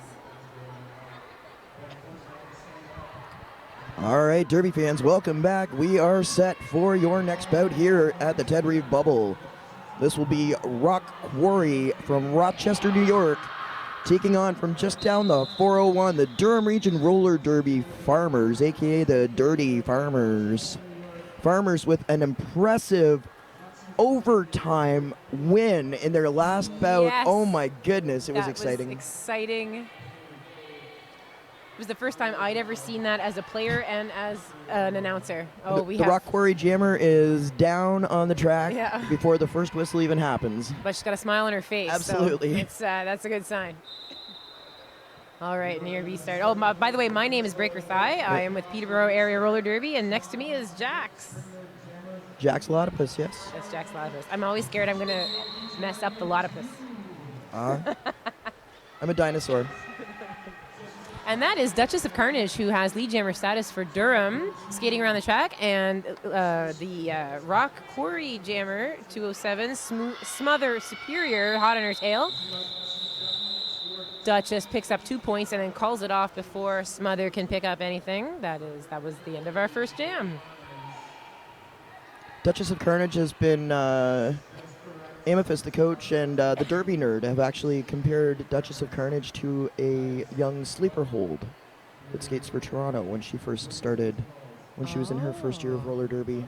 Sleeper hold now recently named to Team Canada Men's Roller Derby as a skater, her and her brother. Wow. Maybe Duchess will follow suit. Maybe. She's a pretty impressive jammer, and she plays with both Durham and the Madams, the Motor City Madams, when she can. She also came out and skated for us with Lindsay Roller Derby in our game a couple of weeks ago. Yes, at home. I announced that game. Yes. Yeah, that was a fun game. She just wants to play all the derby all the time, which is amazing. I don't blame her.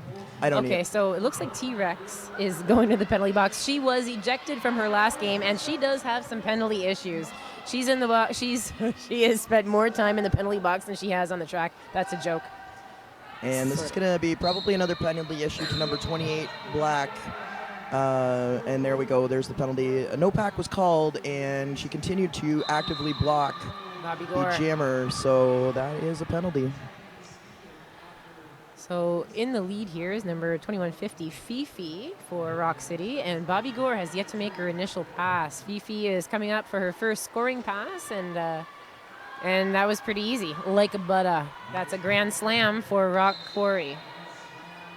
Bobby Gore is now out of the pack, looking to her coach. Amethyst giving her some instructions. Yeah, it's going to be a successful call off now for Rock Quarry. Rock Quarry now putting some points on the board. And these skaters, this would be their third bout of the day, fourth bout of the day. Third bout of the day. I believe Durham was in that second bracket of skaters. So third bout for Durham, and I don't know about Rock Quarry. For generally for fresh meat skaters, they don't have a higher level of conditioning coming into roller derby. So after 3 bouts, they're pretty gassed, pretty tired. Yeah, and unfortunately, that's when you start seeing little injuries. Absolutely. You have to be careful, especially in a tournament like this. We have already seen some injuries today, some minor, some major. We don't want that to happen, and unfortunately, the risk goes up as the day goes on. Certainly does. And a big thank you always to our medics here today, and to medics at any roller derby bout. They are the most important people in the building. A little known fact, it's actually in the rules. Derby cannot happen unless the medics are at their post with their eyes on the track. Is that why? That is right. 2 games So- ago, the refs called a timeout in the middle of a jam? Yeah. Oh. Absolutely. So if the medics are tending to an injured skater, the derby cannot continue. I did not realize that they had to have their eyes on the They track. have to have their eyes on the track. So I was at a bout earlier this summer where a skater went down with a broken wrist, and the medics were tending to her. We had actually asked for anyone in the audience that qualified as a first responder. So we had a nurse step in and sit in the medic seat so that we could resume play. Oh, wow. So our lead jammer here for Rock Quarry is Fifi, and Bobby Gore is jamming for the other team, for Durham. She's taken some small hits from the Rock Quarry, I want to say Rock City, from the Rock Quarry blockers. And this is, we call it rookie mistake or a freshie mistake. Bobby Gore wasn't sure whether she stepped out for a track cut. So if you're unsure, always err on the side of caution and just reset yourself at the back of the pack. She did not. She continued skating, thinking she was okay, and did get a track cut penalty for that. And they're the worst. They're the easiest, most frustrating penalties to get as a jammer. You don't want them because if you're not on the track, you can't score any points. But they That's get 30 correct. seconds of just playing around. And in this case, it's going to be 10 points for Rock Quarry. Actually, it's going to be more than that. It's going to be 14 points for Rock Quarry, and a power start. Jammer still standing in the box for the Dirty Farmers. Bobby Gore. Bobby Gore will start from the penalty box. Still eligible for lead jammer status. But this just gives Rock Quarry a couple extra seconds on her to get lead jam status. Absolutely. So less than 10 seconds remaining on Bobby Gore's penalty, and however long it would take, 2 or 3 seconds to get back to the jam line. Amethyst calling a timeout. Good move by a coach. Once things start to get a little exciting, you want to settle your team down. I like having the coach's perspective. I never get that. I get the coach's anger, like the pregnant silence when he's upset. Oh no! See, I've got some feedback, positive feedback. Ugh. Again, if you're home watching roller derby, if you are watching roller derby and you don't play or you're not involved in roller derby, there are many ways to get involved in roller derby. You don't have to skate contact. It's true. You can skate as an official. You can. As or a ref. You can be on your feet as an official. A non-skating official. A non-skating official. Yes, and you get to wear pink. Or if you like to talk a lot. You can be us. You could be us. You could be an announcer for roller derby. I don't know why people are so afraid to be an announcer. I don't know. People are afraid of a It's microphone. the best job in derby. It's great. Nobody listens to you. No. You can Pretty much say whatever. And you get to watch some really great derby. And oftentimes you can enjoy some adult beverages. It's true. I, alas, today cannot, due to the fact that I am super tired. Okay, what have we got here? Ooh, Red Sonia. She's coming up behind everybody. What is she doing? So we've got number 28 for Rock City, who is Purple Pain, trying to fight her way through the Durham defense. Now, there is a lot of distance between those two. There we go. And that's one failure to reform penalty going to Rock Quarry. Lead jammer status also going to Rock Quarry. That's got to be the second most frustrating penalty to get. Because, failure to reform. Yeah, failure to reform. So what this means is when there's too much distance, this is just like this simple explanation for it. When there's too much distance between the two teams, no pack is called, and the skaters in behind have to boot it up to the front. Well, not to the front, but to catch up. They have to make an attempt to re-engage. So if you get more than 20 feet apart. Yeah. And if you don't do it fast enough, the ref will pretty much call the number closest to him and send you to the penalty box. The other thing, too, is the skaters in the front have to stop, and that could have been a penalty right there as well. Number 703 pushed number 5 into the jammer coming around. However, the fourth whistle had sounded, so play had stopped. But number 5 was good with putting her hands up going, I'm not doing this. I'm not meaning to hit her. It's my player pushing me into her. Yeah, no hitting after the whistle. Safety always of the utmost importance. The other thing when you're talking about pack definition, and we could talk about it, we've got a couple of seconds here, is there's an official timeout called. We're getting technical because it's later in the day, and we're tired of saying, this is a jammer, this is a blocker, we're going to get into it. And they're skating around and scoring points. So as we see a lot in fresh meat games, penalties happen frequently. Yeah. Because skaters don't know all the rules yet. There's a lot of rules to know in roller derby. Yes. And when we're talking pack definition, you need skaters from both teams to make the pack. That's right. Yes. So if for some reason, generally in the penalty box, you can only have 2 blockers and a jammer from each team at one time. However, if one of those blockers is standing and a third blocker gets a penalty, they can go in and sit in the chair and wait to start their penalty. So then you essentially have one blocker on the track for one team. That blocker must stay within 10 feet of the pack. Of the other skaters because they make the pack. Yep. So the second they go after the jammer and get more than 10 feet away, they've now destroyed the pack and get another penalty. So there's another way a strategic way to keep the pack with you, and that is to goat. Can you explain, as a coach and a longtime player, what goating is? Goating is essentially you capture, in the situation where we've got Team Black, Team White, Team Black would get... Swarm. Yeah. One of the Team White players at the back of the pack, maybe they got hit out and they had to reset behind the pack, and they can't get through. They can't rejoin their teammates. Sometimes we call that low-hanging fruit as a jammer. Yeah. And it's good in situations where if there are other blockers in the penalty box, those are called ghost points. So if you're able to hold, if Team Black holds a white skater at the back of the pack, and their jammer comes through and gets past that one, and there's 2 in the penalty box, that's instantly 3 points. So Yeah, that's worthwhile. the other example of goading, which a lot of teams don't do, is the farmers. Let's say the farmers, the jammer got away from them. So Rock City's jammer, let's say, is skating around the track.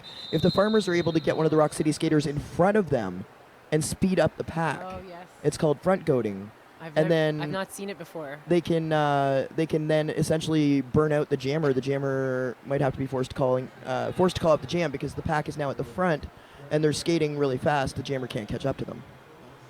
Brilliant. Hard to do, but brilliant. All right, we've talked all the way to another timeout. We got into it. We explained it. We beat it to death, and now we're. The Farmers did put 2 more points up on the board. They had started out with the 2-0 jam to start this game, and then Rock Quarry kind of took over. Big time. It is now 41-4 for Rock Quarry. So, and the Dirty Farmers, give them a lot of credit. They are playing with a very short bench. This is an official review right now, called by Durham. Durham, I skate with Durham sometimes, when I'm not skating with Party, or when they'll have me. Let's be real. When they ask me to do it, I do it. And they've got a lot of potential on that team, a lot of really great new skaters. Like I said, it's their first, some of them, it's their first couple of months. A lot of potential there, a lot of track awareness coming along. Some quick feet on some of them. As you said, Duchess is going to be a absolutely great jammer. She's going to have a long and illustrious Derby career. Yes, I was going to say Derby. I was trying to decide Derby or jammer career. So we see here wearing the star for Durham, speaking of Durham, Mexicutioner, who we had 2 foul-outs last Farmers game, Mexi and T-Rex. As I said, T-Rex has a hard time to stay out of that box. Right now, we see T-Rex with her back to us, and they are holding that jammer back. Meanwhile, Bobby Gore is trying to, and she does. She makes her way through the Rock Quarry defense. Rock Quarry turns around and is going to try and pick off some of the Durham players to allow their jammer through, and it's successful. And that's Fifi jamming for them. Now back to the pack. Bobby Gore now on a scoring pass, coming up on the inside. A couple blockers left to beat. And Bobby Gore is going to call off the jam. It's going to be 3 more points up on the board for the Farmers, taking them up to 7. They need it. We are almost halfway through this bout, and that's a big deficit. I mean, it really is anybody's game. All we need are 2 power jams for the Farmers, and they can make up that differential. But it's at this point in the day, with everybody being so tired, it is tough. We talk about track awareness and pack awareness and all the things that fresh meat struggle with because they're so new to the game and new to all the little nuances and strategies and things that are roller derby.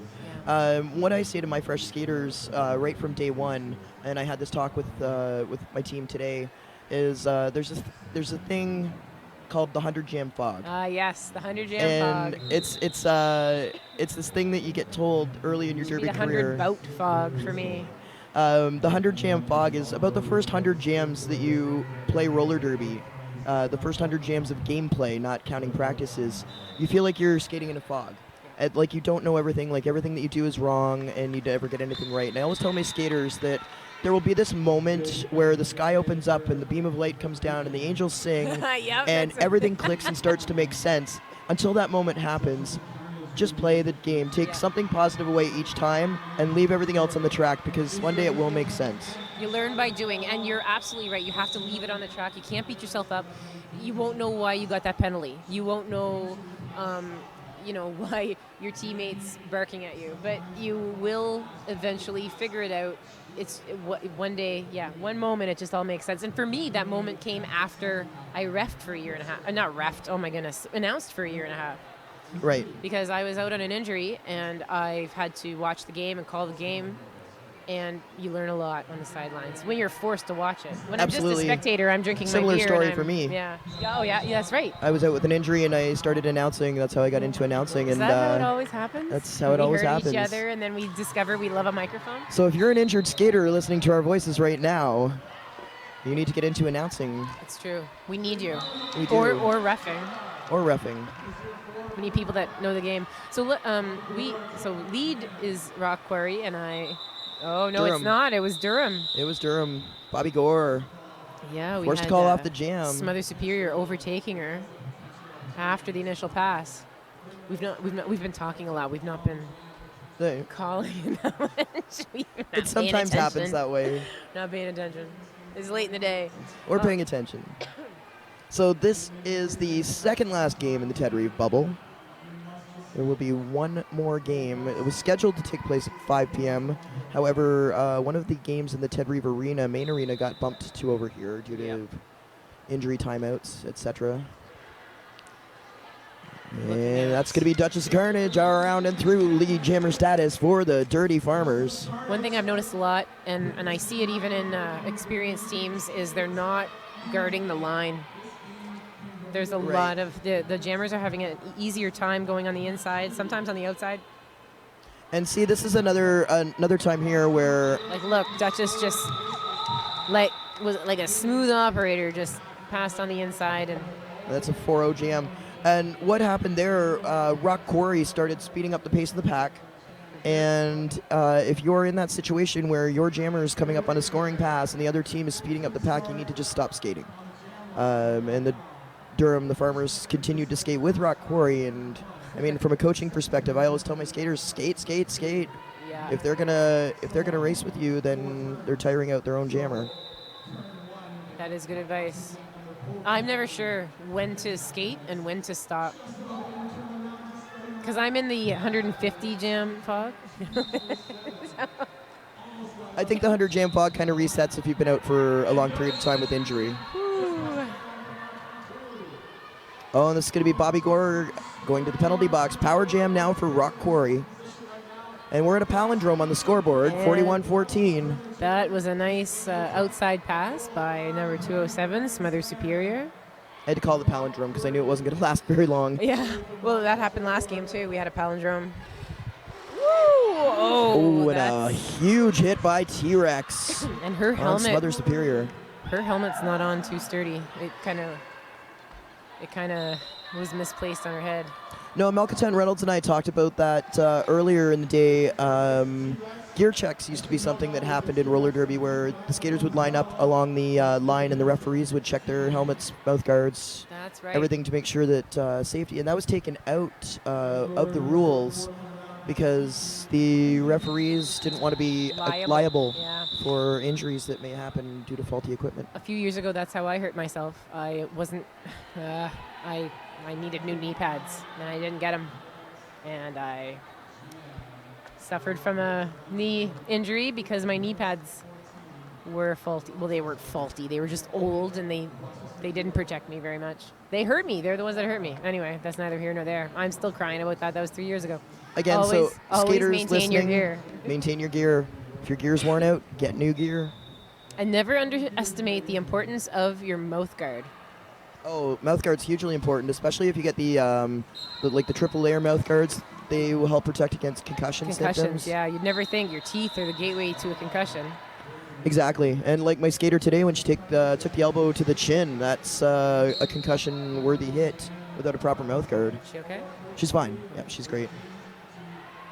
And again, good Power on the jam. medics following up with our skaters that have been injured, going back and making sure. Can't talk enough about the medics at any derby bout. Testing. Okay. I think my microphone sometimes cuts out because I can't hear myself. I believe this is a power start going to happen here for Rock Quarry because Duchess of Carnage went to the penalty box and she's still sitting there, so they've got some time. At least 11 seconds. My volume just went up. Did you? I turned your volume up. Oh, you turned it up. Is it too loud now? No, it's fine. Okay. You said you couldn't hear yourself, so. No, I think it was cutting out. Oh, okay. I fixed. That's your volume. If you Oh, want that's to turn good it to down. know. Good to know because I think I'm sitting here again next bout, eh? Next bout, A. A. There we go. That was very Canadian of you. Oh, I know.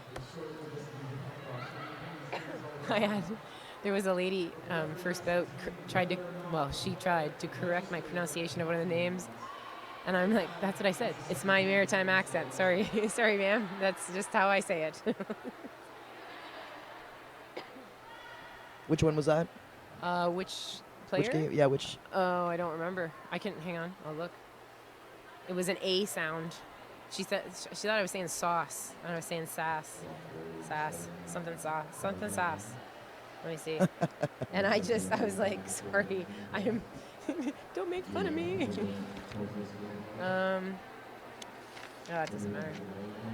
We're still in a timeout. We're still in a timeout, an official timeout. Obviously, I'm still a little hurt over that accent thing. I don't get the accent thing very often because I'm pretty much on upper Canadianized. But every now and then, we'll go park the car at the bar, and you can hear it come out. Bar. The bar. Bar. Go for a rip. Let's play some derby. Love it. Go for a rip. Yeah. It's a little slippy out there. Okay, and I've just lost all my rosters.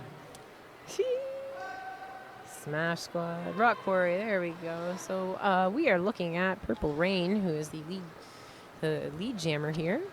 And is Duchess back on the track yet? Duchess is no, not back she's on the track, still sitting. And I'm guessing that Duchess must have gotten 2 penalties because there's been 30 seconds elapsed in this jam already, and Duchess still sitting. So that means that's a double penalty, 2 30-second penalties.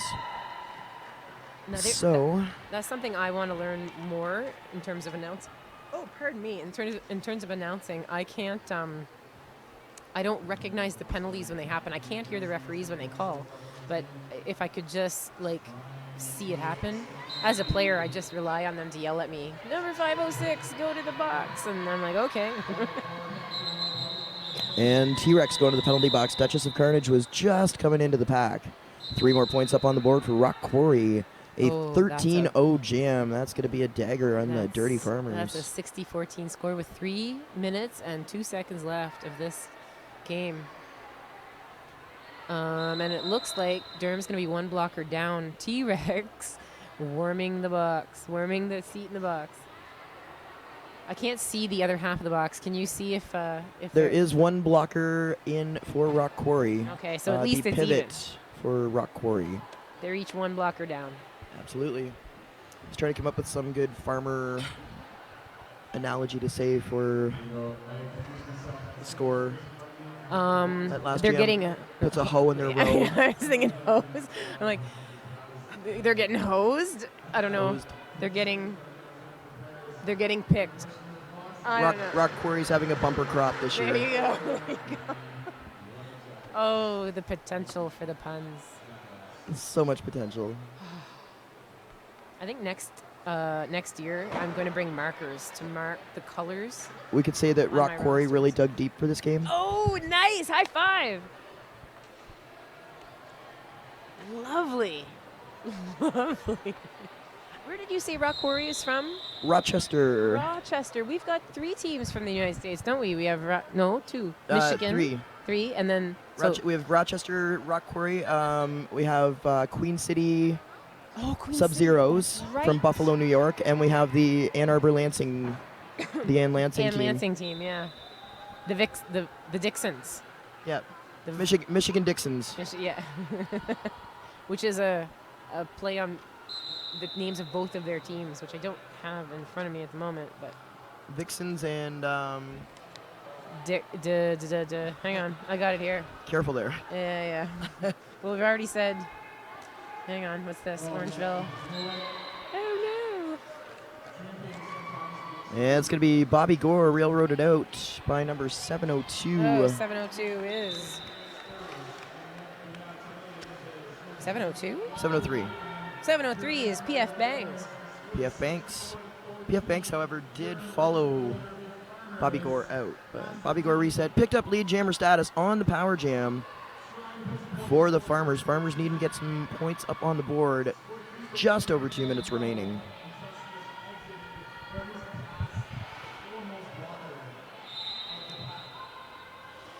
Now I'm just watching. Oh, that was a nice pass by That was virtually undetected Yeah. right through the pack, and Smother Superior. She does have some a lot of. She's able to see the holes and exploit them. You can't take anything for granted when you're a blocker and you have a jammer like that. however, that wasn't a hole.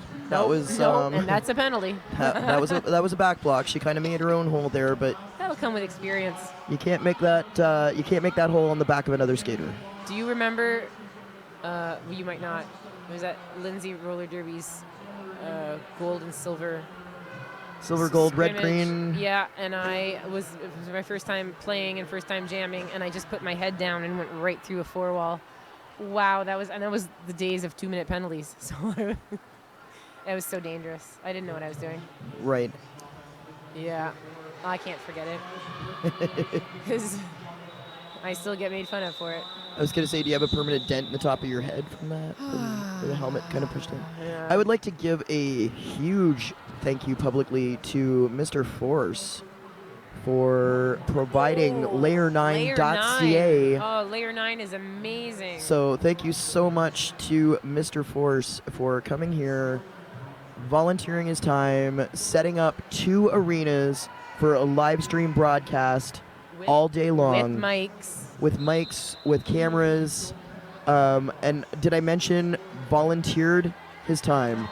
So if you are able to and want to support, donations always welcome to layer9.ca. You can contact Mr. Force through layer9.ca and find out how to go about making a donation if you like what you're seeing and I hearing did not today. know we could make donations. You That's can always good to make know. donations. I like watching that. Layer9.ca. Layer9.ca. You can get all the game feeds. You can go back and watch the Fresh and the Furious meat from back like in 2013 2013 when I was barely able to stand on skates. You can also see on the YouTube channel. You can go back and see some of the toured games. Quad City Chaos. Yeah. Absolutely. They even broadcast the farmers playing there in May. I don't know when it was, but. So again, big thank you to Mr. Force, layer9.ca. And that is the whistle that ends this bout. The unofficial final is 76-17 for Rock Quarry. We're just waiting for that long whistle to indicate that is the final score. And good on the farmers. 9 skaters. They finished with 9 skaters. And at least one of them just passed their minimums. Absolutely. And for them to have won that last game, to make it to this game was amazing. They came back. They finished with 6 skaters. And they played an overtime jam to win the game. Never ceases to amaze. So Anything good. can happen at these fresh meet. Like, you know, often in other tournaments, there's a favorite. There's no favorite here because No. we're just learning what they can do. The favorite is roller derby. Yeah. Roller derby is winning all the time. This is the future of our sport, and it's really nice to come and announce at this tournament and see the up-and-coming skaters in different teams. Yes, remember these names because you're going to hear them. You're going to hear them in your communities. Go watch them, support your local roller derby, and join either as a non-skating official, as a skater, as a ref, as an announcer. What else is there? Is that all the rules? Are those all the rules? Well, there's coaching. Medic. Oh, as a coach. Yeah. Or medics. Go coach. Go medic. You could be a medic for roller derby if you're a first responder and want to donate some time. It's true. Just don't. And Your eyes also, shouldn't leave the track. If you're a high school student, or if you have a high school student that needs to get In the hours province of Ontario. in That's the province right. of Ontario that needs to get hours for volunteering to graduate high school, contact your local derby league and get out and volunteer. Oh, we will put you to work. You'll earn those hours, Will but you'll we get ever? them. Yeah. Working the door, counting the score, time in the penalty box. Absolutely. Congratulations to the Durham Dirty Farmers on a great tournament, and congratulations to your winners of this bout, Rock Quarry. Yeah, videographers. All derby And I was just, Mr. Force here, who we were just talking about, I can't thank enough. A big shout out to our videographers. Oh, yes. The people that come and volunteer their time to run the cameras, to bring you the action.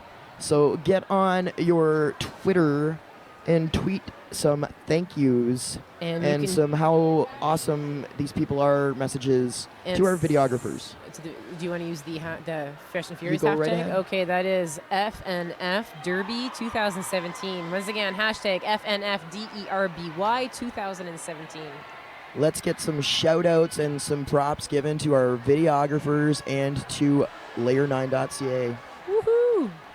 All right, well, I am out of here. We got one more game to bring you from the Ted Reeve bubble, and it's going to be Breaker Thigh and Professor Rex with the call. You can't see me, but I'm raising my hands in triumph. It's me. I'm Jack Salatopoulos. I'm going to check out and go on to the house mic for the remainder of games in this arena, which is one. Awesome. Cheers. All right, bye. Thank you.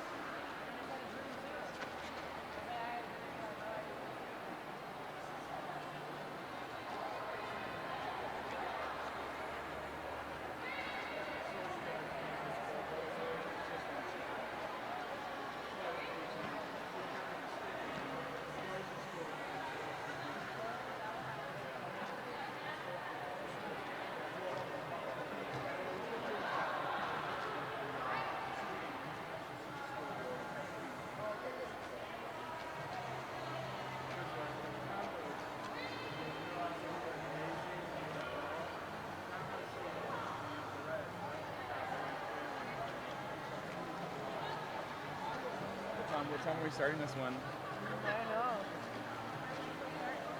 Oh, gosh. It's going to start soon, though. You're on your way? Yeah. Yay! Jax and I just talked. Yeah, I loved it. I mean,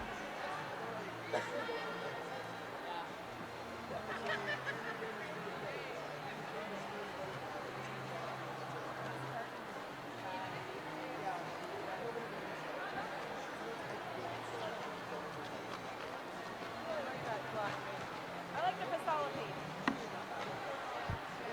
Yeah, I can do it. There you go. Oh, God, it's so helpful. All right. Smash that. Oh, I had to start. I'm going to the. Oh, shit. Oh, we're good. Is the marker there for this? No? Maybe? Wait. the opposing team, Jax? Is that who just played? No. Yeah? Yep. Rock Quarry. Rockford. Yeah. No marker? Yeah, there it is. Yeah. Sorry. Okay. I think I had that right here. I'm gonna go over here and get ready to do the house call.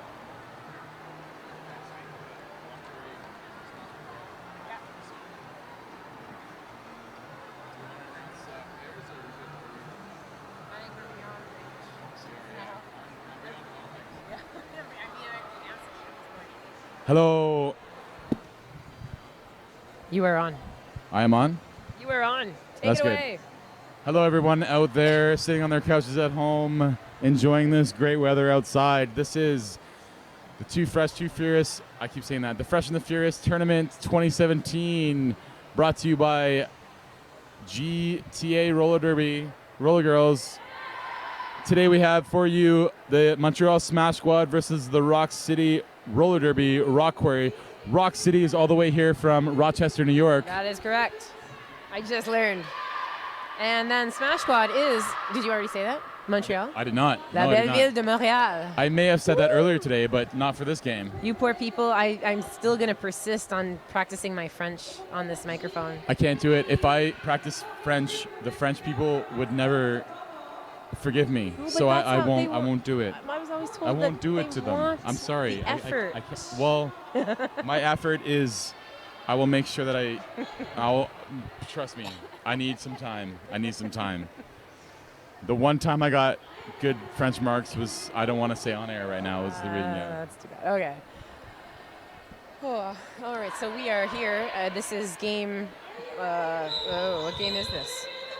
This is deep into the Schedules- tournament. Schedules don't matter. It does now, not matter. especially since we're one game behind. We had a game come over from the Ted Reeve Arena. By the way, we are at the Ted Reeve Arena, specifically right now in the bubble next door.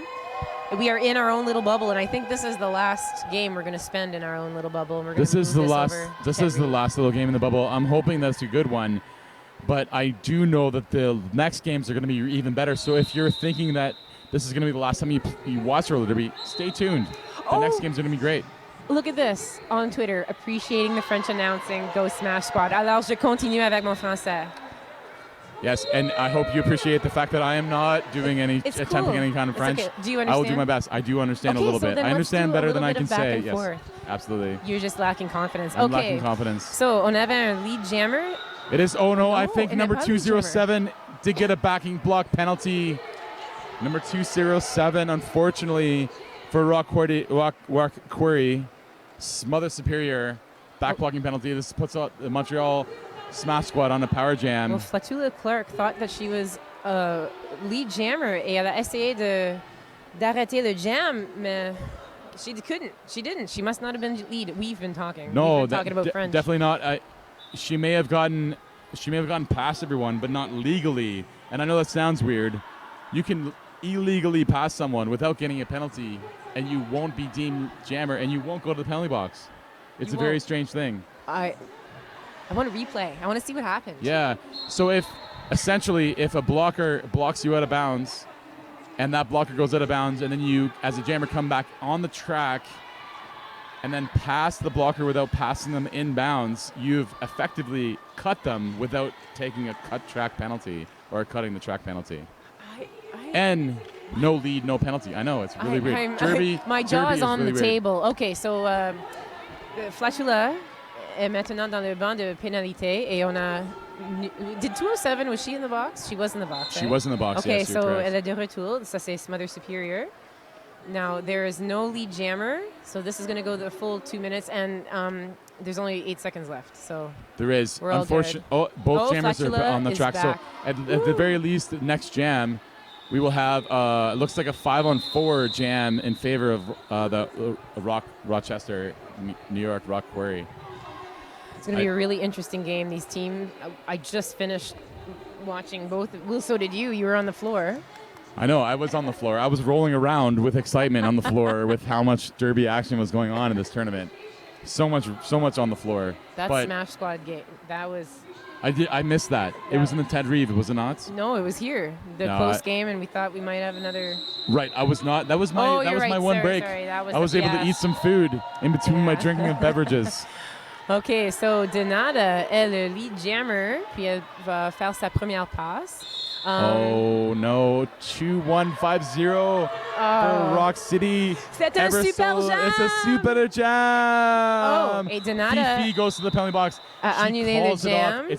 She it's- didn't realize she was on a super jam. It happens. It's It okay. definitely happens.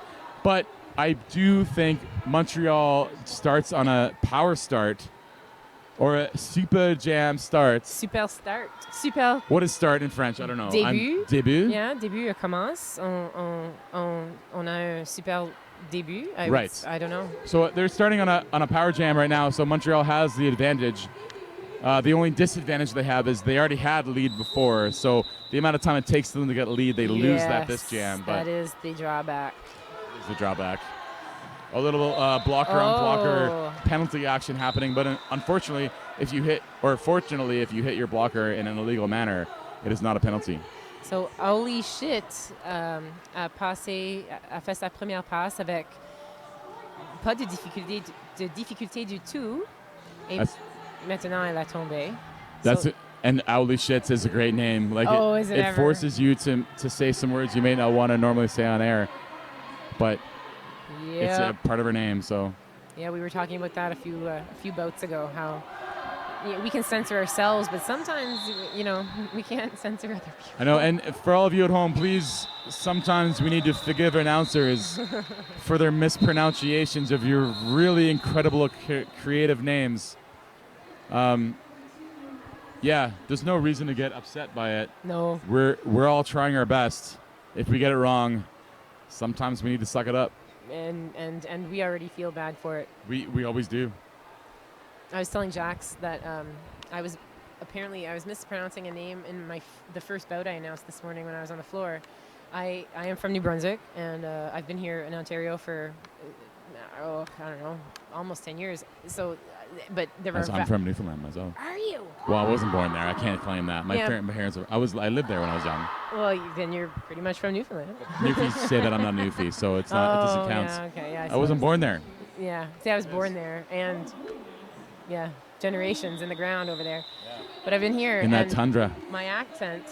There are only a couple of some vowels you can still hear it. Anyway, I was saying a name. Oh, yeah. I was mispronouncing an A. Yeah, you can tell a Newfie, even if they're removed as a Newfie and not born there, when they get drunk, they definitely come out with some of the Newfie slang. I guess when I get drunk, you can tell that I am not Every once in a from while, I these- do is I'm from the East Coast, and You're from the far East Coast. I'm from the East Coast. You're from the far East Coast.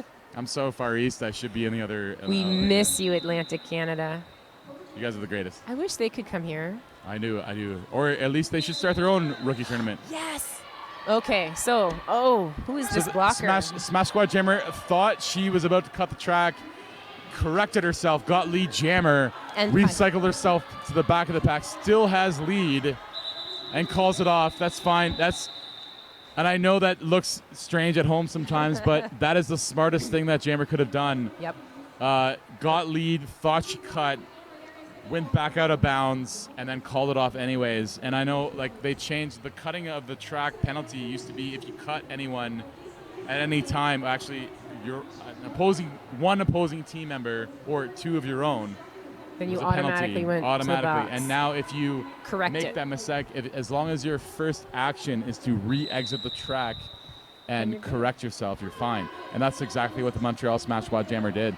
Re-corrected herself. So really big hits from Pythagoras P-Rex. P-Rex. They put P-Rex in brackets, so I can do that.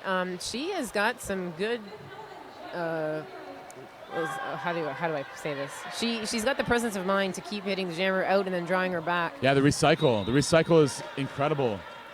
Fifth Element getting forced out on the outside and now has to re-enter behind everybody. Can we just talk about how good Fifth Element's name is? Oh, I know. I don't know if you ever watched the movie Fifth Element. Many times. But if you haven't at home, I don't know where you've been, but that movie has been on TV nonstop since 1997? 1998, 1997? I think it is 97. It came out the year I graduated high school. Oh my God, don't say that. 97. I'm having my 20-year high school reunion this year. Don't talk about things like age. Going back to New Brunswick for the big 2-0. I enjoyed announcing with you up until that moment. So you'll be fine. But yes, the Fifth Element, great derby name. A lot of the names this weekend have been great, and it's very difficult to do because there's been a many number of derby names, and technically speaking, they're not supposed to double them up, or at least someone might get upset if it's doubled up. Yeah. Oh, I think the Smash Squad Jammer just got a cutting the track penalty, and she did. That was is La Leona. That was a very good knockout and recycle back by Rock Quarry's blocker. I believe that was number 5. Again, P-Rex. Yeah, P-Rex. Yeah. P-Rex has been dominating this game as a blocker. Let's talk some other good derby names from this bout. We've got Savage Patch Kid. I know. That's pretty great. Anything from the 80s is great. Purple Am I Pain. wrong? Purple Am I Pain. wrong? Oh, no, you're not wrong. And 90s too. Purple Pain? Purple too? Pain, yeah. But Prince. Anyone? You cannot go wrong with Prince. Let me see. Smash Squad Jammer coming into the pack. Smash squad blockers doing some good offense, getting that inside line, and gets through on that inside line. Let's see if she gets to 5 points. She's not quite past that last blocker. That is P-Rex again. P-Rex was awfully far from the pack. She was. Got to remember, this is a fresh tournament, and the refs are fresh too. So everybody's here to learn. Mistakes are made, sometimes small, sometimes big. So we might have. And some of the announcers are new as well. I don't do this often. This is my third fresh tournament announcing. Did you announce roller derby, right? Like. No, I coach, and I'm normally a coach and a referee. Oh, I did not know that. Yeah. I'm a wannabe announcer. I'm also a wannabe announcer. I get to announce back in Peterborough, and sometimes other leagues will ask me to announce, but I don't get to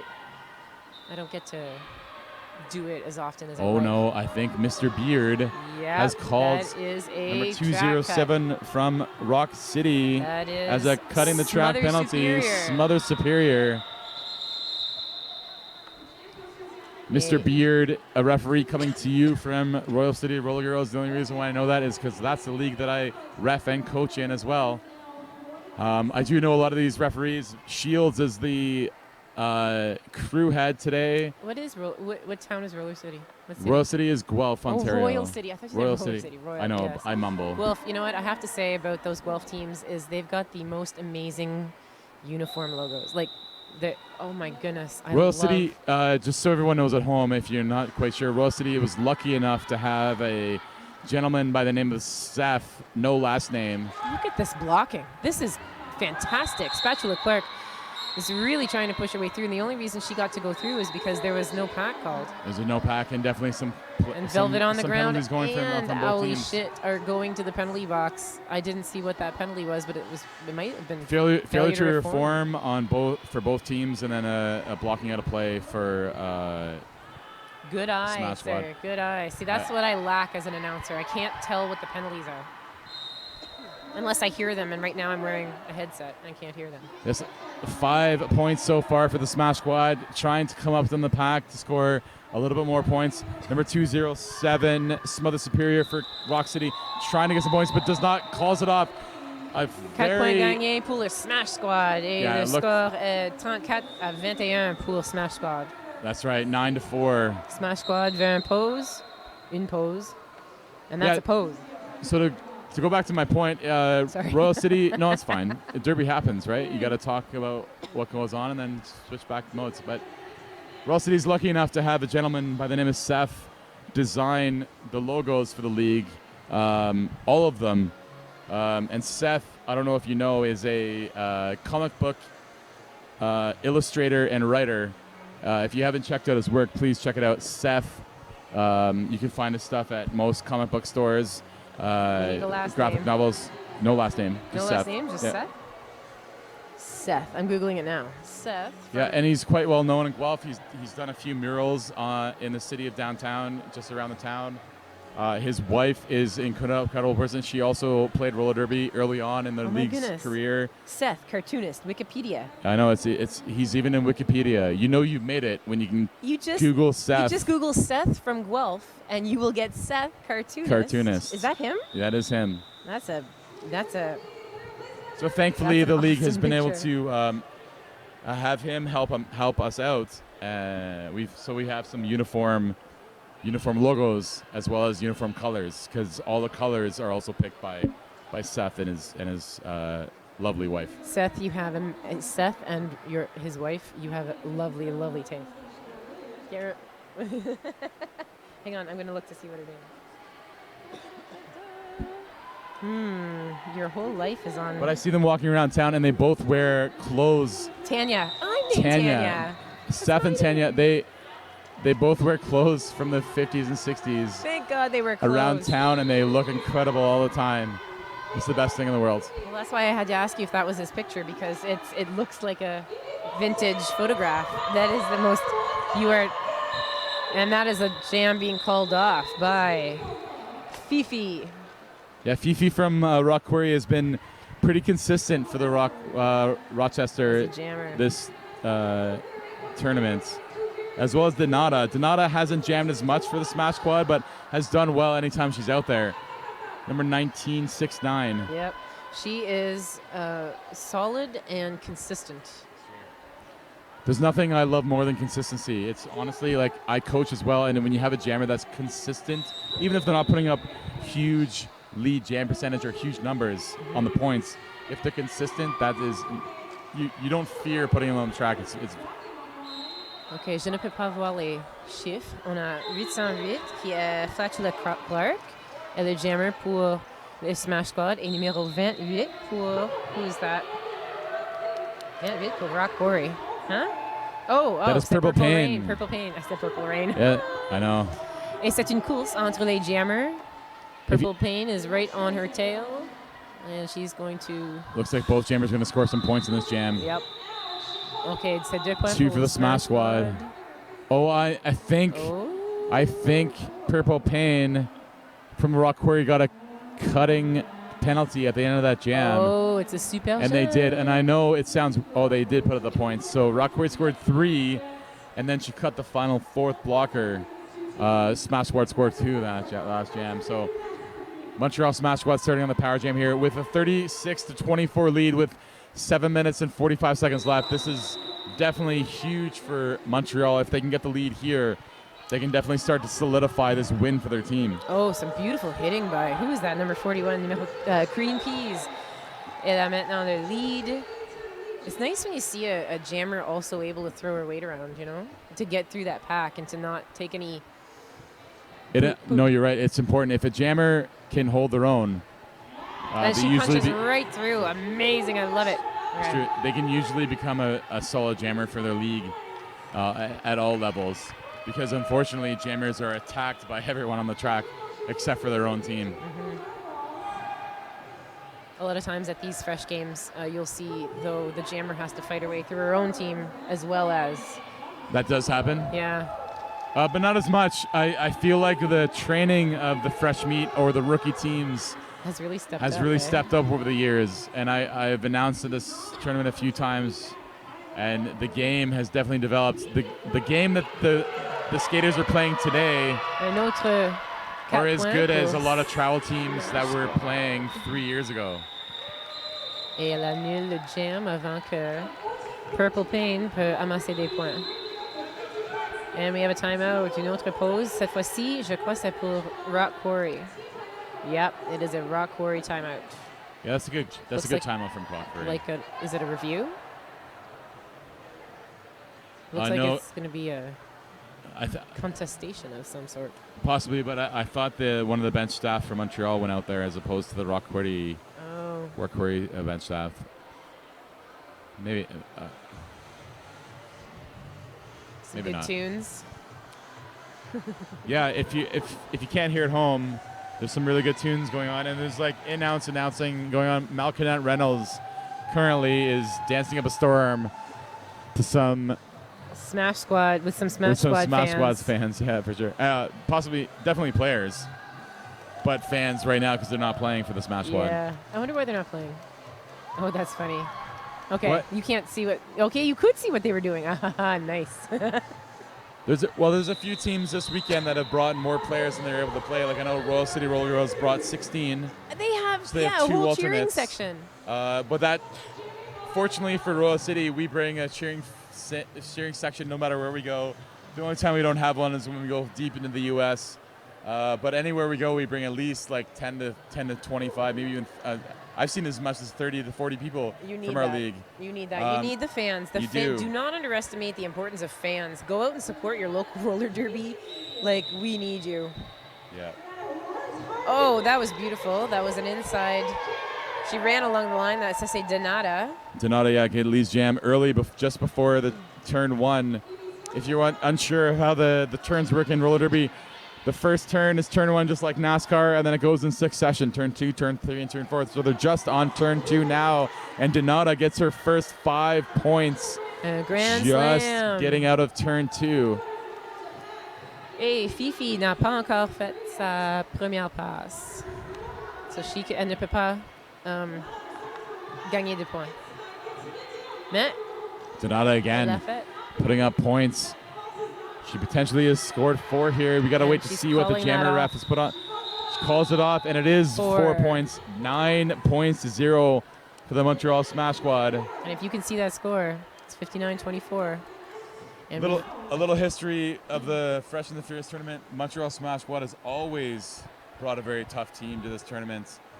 They have won this tournament in the past. They've always done well.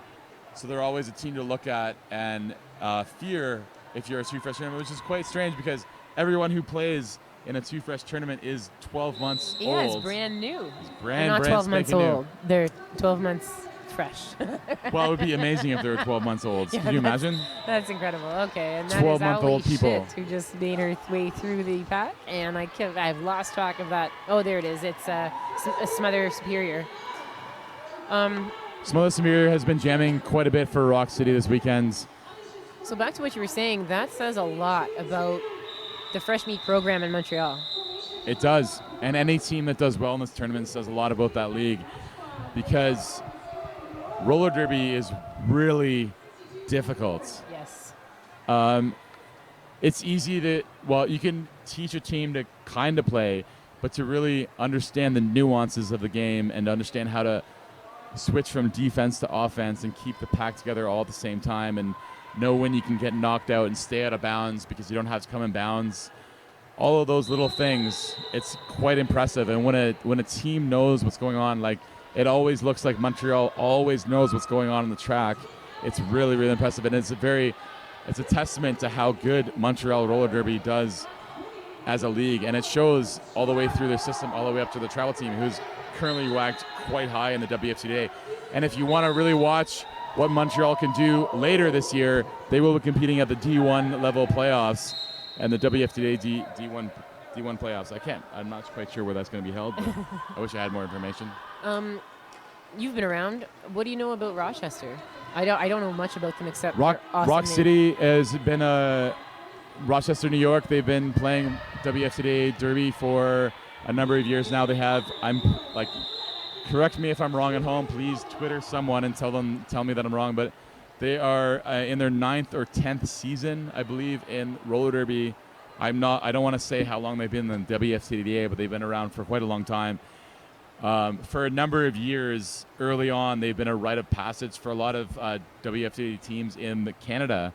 A lot of the teams like Tri-City and Toronto and Hamilton and Montreal have all at some point played Rock City as one of their first few games and multiple times, just like Royal City RollerGirls have done last year and this year as well. Because their Fresh Meat team here is just phenomenal. I mean, to make it this far in this tournament, and they don't. If I didn't know what I was watching, I would not know that these two teams were in their first 12 months. Some of them newer than that. It is true. just that little bit of track awareness, that little bit of experience that's missing, but the skill on the skates is just incredible. That's true. Unfortunately, Fifi, I think, picked up a forearm penalty just past turn 2 there. It is. Montreal Smash Squad is on a power jam and already picked up her first 5 points. And there are 2 minutes and 6 seconds left in this game. 1 minute 13 in this jam. So if she should just, in my opinion, she should just run this jam out. Yeah, at this point now, just run the clock. Yeah. Stay safe, run the clock. Oh, and she got a track cut. Oh, that's unfortunate. Well, there that goes. Okay, and if you do want to correct us, the hashtag on Twitter. Yes, please, Rock City, tell me how wrong I am about everything about your league. I want to learn more. We need to know these things for when we come back next year. Really, really nice offensive derby from Rock City, knocking all of the Montreal Smash Squad players off the track on turn 2. Let's see if they can Beautiful. try and do it again here. Okay, so that hashtag is FNF Derby 2017. This time going to the outside. Oh! Big 5 Beaut. points for Rock City. Beautiful. 10 to 5 this jam so far. Potentially has the ability to score 15 points in this jam. Let's see if. And she stays in. Another grand slam for Fifi for the Rock Quarry. Fifi putting up the points despite going to the box early on as a jammer. And Donata's back on the track. I like very these strange. 30-second penalties. The jammer ref from Montreal was signaling no lead They were both in the despite box. already scoring 5 points. So I'm not quite sure. And I think Mr. Beard is going over to the scoreboard to make sure that all of things were correct. Sometimes, unfortunately, there's a lot of people in roller derby that needs to come together to make things happen. There's 7 referees and quite a lot of NSOs just looking forward from. There's 3 in the scoreboard, 3 in the penalty box. There's 2 in the middle, and I think that's it. So that's the NSOs outnumber the amount of referees here. So that is a lot of people making sure this happens, and sometimes communication doesn't quite work. So Mr. Beard making sure that happens. So I thought that's good on Mr. Beard for understanding that he made the wrong signal. He signaled not lead on that pass, even though the jammer came out on scoring pass and scored 4 points. So he went over to make sure that was correct. So Smash Squad scored 9 instead of 5 on that last jam. And if you're wondering why we need so many officials, it's not only to make sure we don't cheat, but it's also to keep us safe. A lot of the penalties are geared towards safety. It is like in all sports. We want players to continue to play as long as they can, and that happens everywhere. So they try to make the game as safe as possible while being super competitive. And roller derby constantly updates and changes the rule set, which they currently have this past year. All right, so if you can see that scoreboard, you'll notice that there are only 3, 2, 1. Okay, the bout is finished, but there's still 1 minute and 23 seconds left in the jam clock. So instead of ending the bout when the bout ends, that doesn't make sense, but trust me, we actually end it when the jam ends. That's correct. Roller derby has an amount of time during the game, but if there is enough time in the jam clock, that jam can continue on like what just happened. But Smash Squad called it off as they were in the lead. They had control of the game, control of that jam. They can stop it at any time. Yep, and they did. They did. And the unofficial final score is 73-45 for the Smash Squad. For Orange. That's right. Oh, I didn't speak enough French. I was supposed to practice today. I'll say it now. I only got good grades in French the 1 year when I thought my French teacher was attractive. So I tried extra hard, and I got like a 75 or something, which was like the best I can do because I wasn't very good at French. So. She inspired you. I tried my best. That's hilarious. I like that. That's really funny. All right, I want to take this opportunity to thank everybody involved. This is our last bout here from the bubble, broadcasting from the bubble. I want to thank Layer 9 and the videographers and Mr. Oh my goodness, I forgot his name. Mr. Forrest. Thank you, Mr. Forrest. I knew it. His wife G-Force has been playing for like longer than anyone I've known in roller derby as well. What does she play for? I'm not. She played for Toronto Roller Derby. I'm not sure if she's still playing, but if she is, that is incredible. Because I'm pretty sure she was on one iteration of Team Canada way back in like 2007 or 2008 or something. I'm so amazed. I love this community. This community is one of the best subgroups, subpopulate. What do you call that? Culture. Microculture. Microcultures. Subculture. That there could be where everything goes and everyone's loved. So derby love to all of you. Thank you for watching. We will see you again and talk to you again in the Ted Reeve Arena when we resume the latter portion of this. The excitement, the high stakes games. That's right. You get to hear our annoying voices a little bit more. I am Professor Rex. And I'm Breaker Thigh. Signing off.